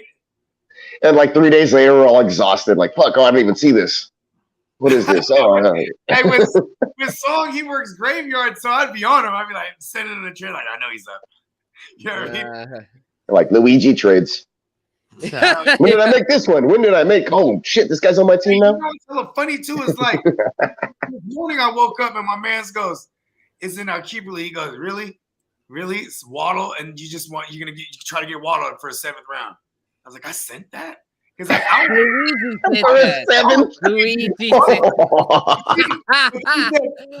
it was fair though. I said, how do you even have a 7th? What the fuck is that? Like, I took it down. I mean, I obviously took it down because like I must have realized I was stupid. But you know, in stupid ass Yahoo, though, still, you know, it's funny. Yahoo's just so dumb. They email you the shit. Like they do. Yeah, I got them in the morning too. It's like unsuccessful. I was like, I don't need to be reminded that I'm a fucking failure. Yeah, yeah, that's really how they do. Fuck you, Yahoo. That's why I only have one Yahoo league now. And I still got 4 fucking, I put in a lot of claims yesterday. I got one guy that had like backup. Claim has been denied. Yeah, I had one backup claim. No, dude, they're straight up like you were unsuccessful. Unsuccessful motherfucker. Sure. Yeah, that's why sleepers whooping that ass. They could be nice. Like, unfortunately, you did not add so and so to your roster. Like, there's better ways to put that shit. I can't stand if anyone in my home leagues that fuck with Yahoo's watching, fuck y'all, man. Sleepers are shit. Dude, I have one Yahoo league and I'm gonna finally, I think, like get off of it because I had one guy get out and I had my buddy come into that league, right? That I've been a part of that I was dying to get into. And I've been trying to get off of it because it was that standard double team shit. Well, they changed everything this year. Like, he's just free for all in the roster, so it's cool. So it's like, shit, but it's still on Yahoo. So. The hair trigger waivers. Yeah. So it's like, you gotta have your finger on the trigger because if anybody goes down, you can go swoop up the motherfucker right away. And here's the cheat code when you have that in Yahoo, right? Yahoo's a different onda. It's a different drop your active kicker, right? Like say you have a kicker that doesn't translate well, sorry.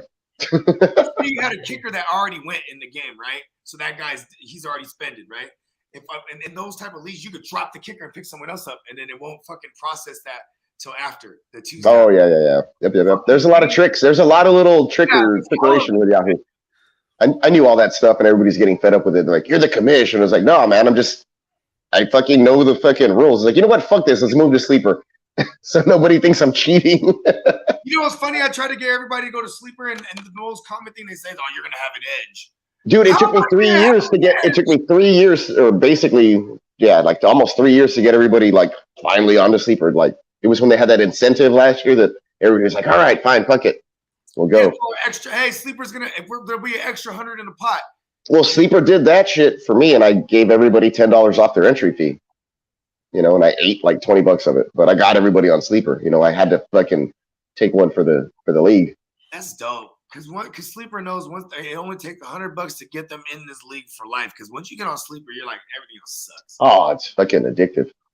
Yeah. I started finally figuring out my fantasy league because I've been doing Scott Fishbowl. This is my 3rd year in the fucking bitch, and I won, by the way, representing the Fantasy Playmakers. Whoop! Last week. Yeah. 149 to 136. I think this week I may start one less quarterback because I don't know. They just roll Aaron Rodgers. I don't know about Tannehill versus Buffalo, and I don't know about Mills, even though he was solid last week. I don't know about him versus Denver. So I'm just going to go Aaron Rodgers, hope he bounces back, and I'm going to start an extra kicker because all my kickers fucking tore it up last week. Like 20, 17, and I don't know how many points in that fucking league, and I got 3 of them. And why do you have 3 kickers? You can start up to 3 kickers, bro. Oh, that's kind of Yeah, it's those crazy Scott Fish rules. Like you can start like 8 kickers on your team, but they're never. Oh, you can start 3, but dude, they fucking IDP would get too crazy because they don't have the resources to fucking research that shit. I don't think, or maybe they do. I don't know, but it seems like if you're running that shit on MFL, you'll have less people participating, and then it's really hard to work waivers and like navigate the site and do all this shit. So there's no way that like normal people would be able to fucking do IDP on there. It's so fucking difficult, honestly. It's a fucking hassle to be in that league, to like set waivers, bid, set your lineup. Like the first year I was in it, I would hit submit my lineup and it wouldn't submit, and I would like not submit a lineup 1 week. Is it My Fantasy Life? My Fantasy League. Yeah, it's so bad. I hope I didn't get into the Scott Fish this year because I put in there that I only want to play on Sleeper because they gave the option. They did. They actually, this is the first year they gave a big option for people to do it on Sleeper, and then people who even did live drafts were able to move that onto Sleeper. So he's trying to move towards it, but he's been doing it for like 10 years on this other fucking bullshit platform. And just like I was saying, it's hard to get people to fucking move over. You know what I mean? Like people get stuck in their own ways. I would think it's harder to dupe like thousands of idiots to play on this site every year. Like I'm like, it's probably easier to. I'm not too sure. You know, I don't know what the back end looks like for him and to organize. It seems like he's just really one person emailing everybody all the time. You think? No, he's got people. I think I know what it is. I think it's him and Brett Favre. I think they're funneling money together. Don said MFL sucks. Yes. Fuck yes, it sucks. It's so shitty, bro. It's like, did I get the guys I put a claim in for? You have to put a money amount claim. You can't bid 0. I don't think you'll pick up a player. So it's like, I don't know what the fuck. And then it's like the player pool. When you sort the player pool, you can't really search. It's like all fucking wacky. And then if you want to go to like your team, to your league, you can't even check like how the rest of the league did. It's like, I don't know. And it's a Kinda free wacky. fucking league. Like that's the thing. I know that they're doing stuff to like, promote charities and things like that. Oh yeah, I always if you purchase an avatar and you have one made, like those donations all go to to charity, of course, for the kids, Toys for Tots kind of stuff. I mean, it's always awesome because it is massive. Like It's huge. Tournament, and you know what I mean. So they do raise a decent amount of money. Man, All I'm saying is I represented the Playmakers and I always whoop ass. I usually do pretty well, so I'm just happy to do that. I'm glad we got a representative in that thing, man. Yeah, dude. It says the Real Fantasy Playmakers, Miles Peacock, and then it has my Twitter handle. So people see that, especially when it's like, you won, your points are on the top of the leaderboard. I shared that shit with you when like I had the overall like best draft grade out of fucking, I don't know, 2,000 people or whatever the fuck. Dang it. And Crispy, I need to look through my shirts to see if I have any 3X's for you. He said, fuck team defense. Yeah. Yeah.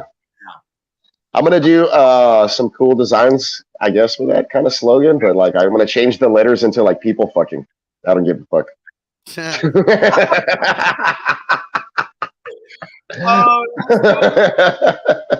could just be like the silhouettes, like how you. Yeah, dude. But it spells out the letters fuck and then team defense or something.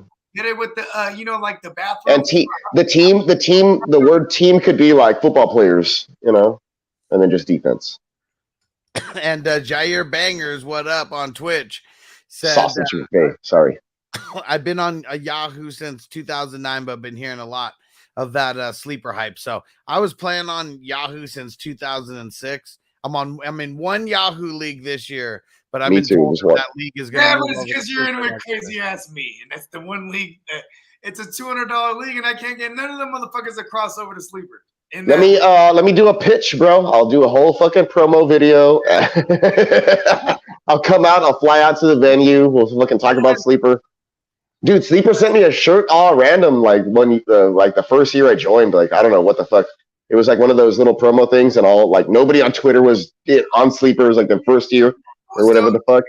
And like I retweeted them, and they're like, "You won! Like pick something from the site." And I was like, "Can I get this fucking hoodie?" And they're like, "No, that's too expensive." And I was like, "All right." I was like, "All right, cool, respect."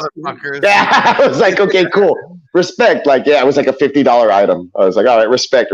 How about this T-shirt?" And it was like $25. And they're like, "Cool. What's your size?" And then they sent it to me or whatever. So that was cool. But it was all through DM on Twitter. Like, it wasn't even like they were barely like starting out or whatever. I wore the fuck out of that t-shirt. I don't know where the hell it's at. I mean, here's the thing with Sleeper compared to Yahoo is like Sleeper. I mean, on Yahoo, you can do keeper leagues, whatnot, but in the off season, it's shut down. You can't even, you know what I mean? Yeah, dude.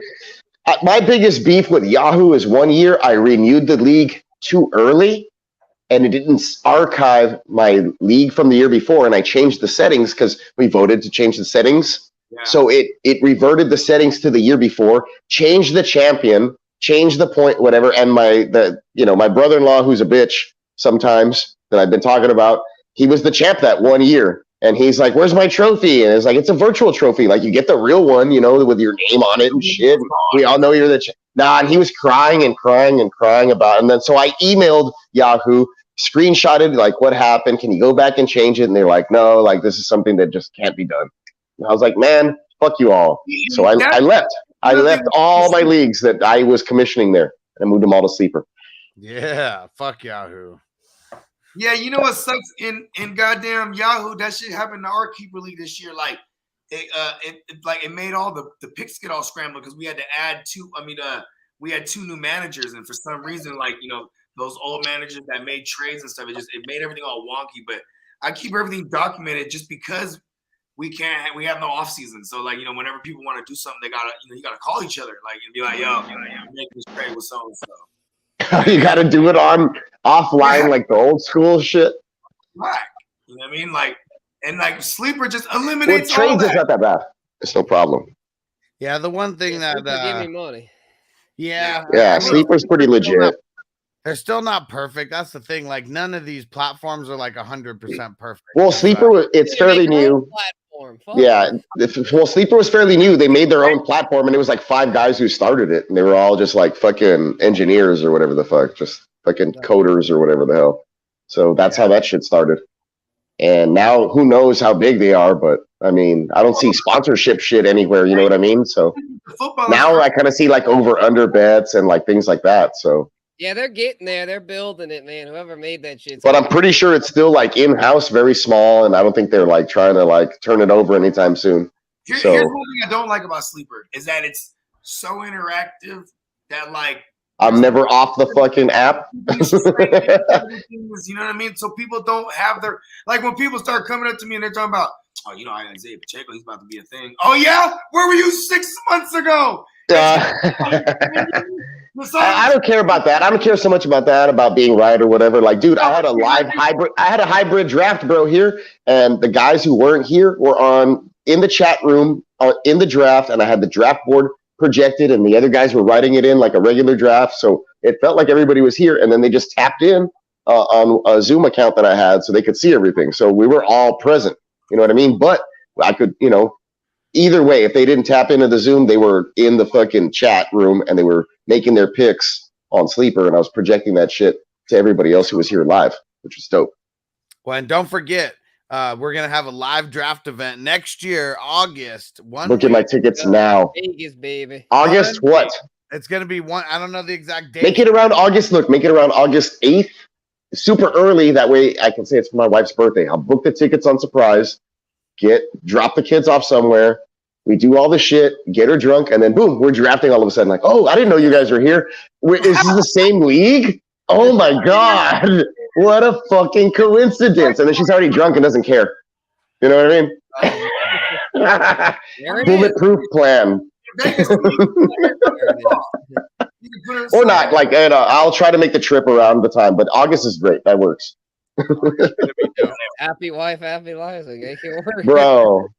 I told her, I was like, look, man, I did a bunch of graphic work to kind of like none of my leagues came out of my pocket this year, really. You know, I did graphic work to you know, make it back in there. Thank you you guys for promoting that, and of course all the other people who order T-shirts and people who asked me for all them shirts, man. The for designs. Stay golden. Yeah, dude, that Courage the Cowardly Dog is actually sold. It's just in here, just chilling right now. I need to add another couple of layers to it, but. Little things, just you know. I'm the only man in the world named Taysom. Yeah. I'll buy that. Jair Banger said destination draft, and it's going to be so much more than that because it's going to be a live draft event where there's going to be, I mean, hopefully like a dozen live drafts happening at once. Maybe we'll have like a couple auction drafts there as well, but vampire leagues, you know, like a lot of different stuff like that, a lot of cool concepts, and it's all about being there live for the event. And we should have the smoking lounges here in Vegas by then, so a lot of smoking, a lot of drinking. I'm sure cross-faded and Luigi. I don't know if I can get Luigi in draft. I don't know if I can. I'm doing it all. I'm here for it. I think maybe like in round 7, I can put it all in the tank. Yeah, I'll drink for rounds 1 through 5, smoke through rounds 5 through 10, then get Luigi. And then throw it all in the tank at the end. Yeah. That's where you need to be Luigi. I can't lie. I got creative. When we were in August and we're doing all the drafts, I got to a point where I was like, I have to be Sherman when I'm doing this. Like I was like, it felt like I was off my game. I wasn't Sherman when I did your shit, Spencer, and I was just like, fuck, I was wasted too. Oh, I thought you said Luigi did the draft. No. Oh, never mind. Which one did I fuck up? It wasn't. He was like, I'm in too many leagues, but yeah. I fucked up badly, and I was faded. I was like, oh. Yeah, you called me, and you're like, I hate my fucking team. Yeah. Okay, so definitely I was Sherman on that one then, for sure. Maybe Sherman a little too much. Luigi overload. That definitely was an overload because I remember I went to the studio. I was fucked up. I went to the studio. Yeah, you were about to go to the studio. I don't think I even recorded anything. I was fucked up. I was like, I'm good.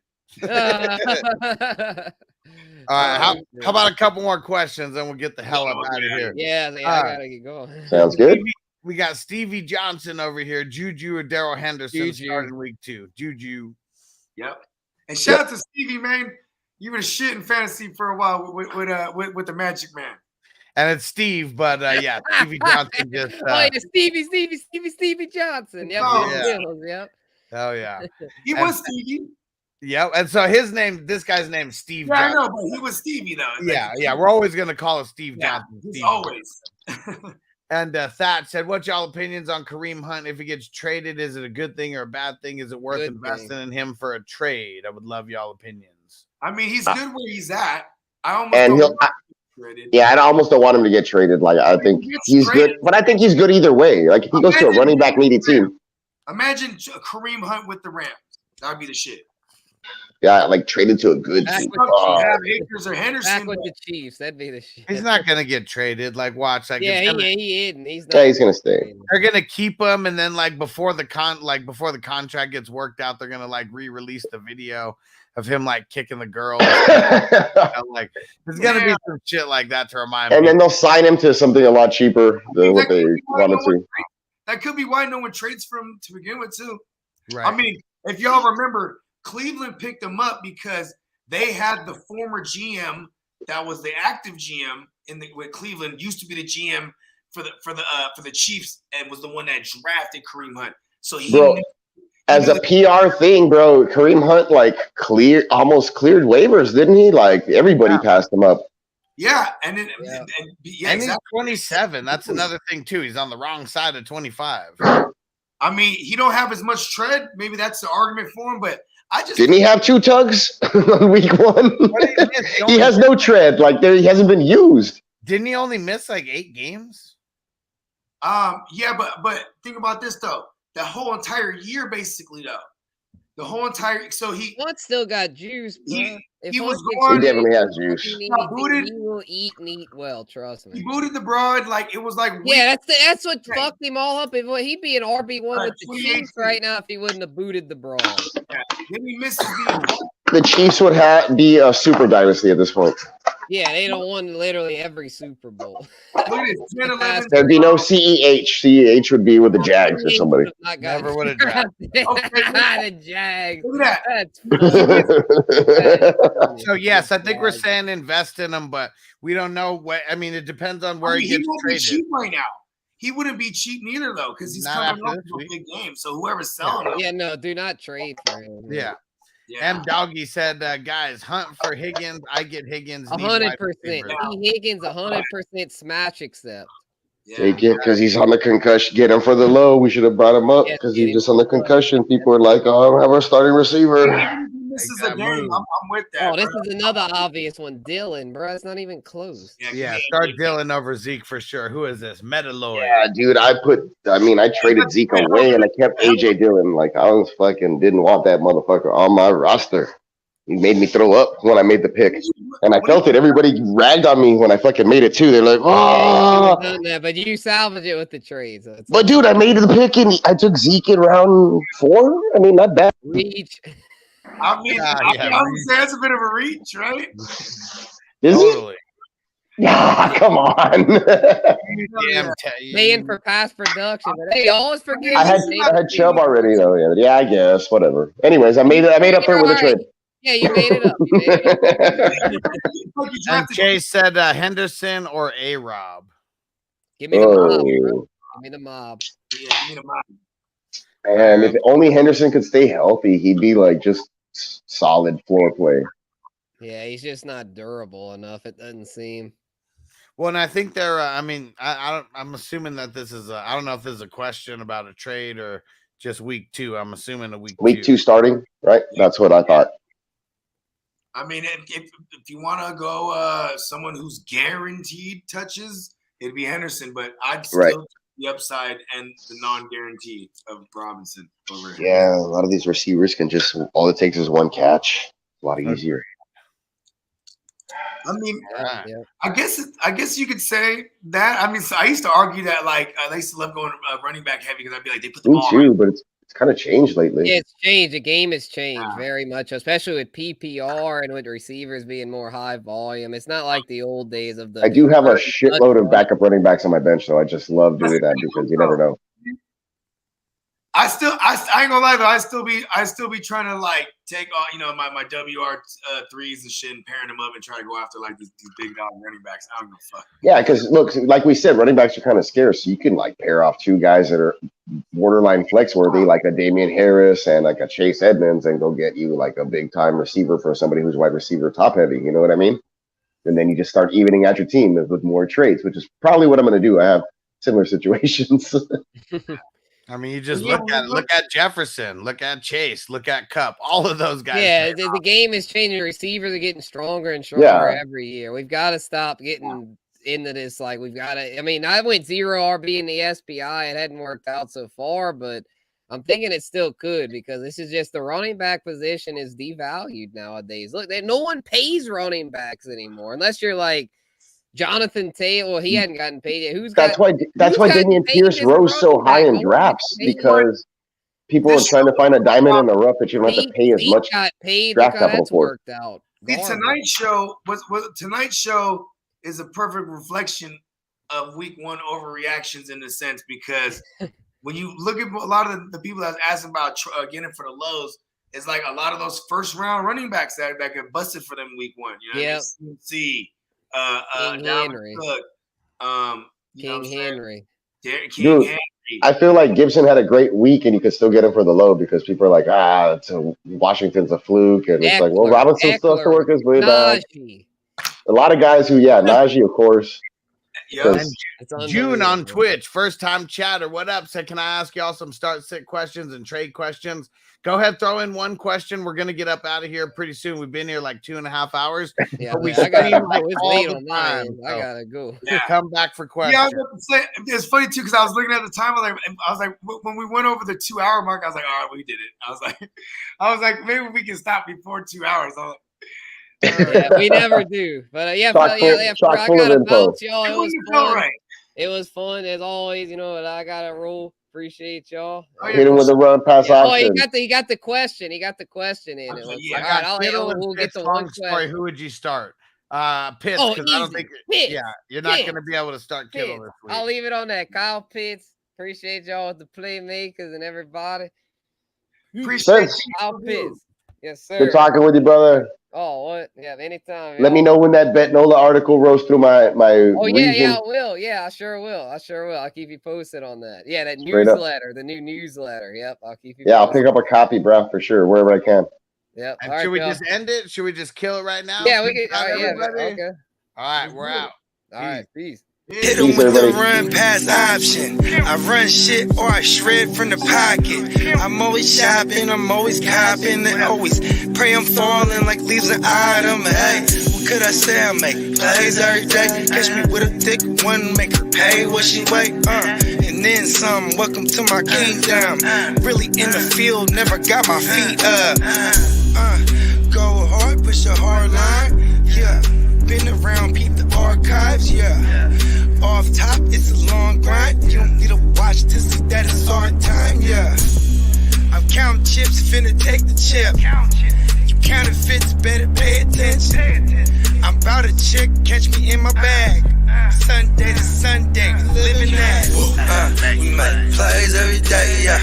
Yeah, we make plays every day, yeah. We make plays every day, yeah. We make plays.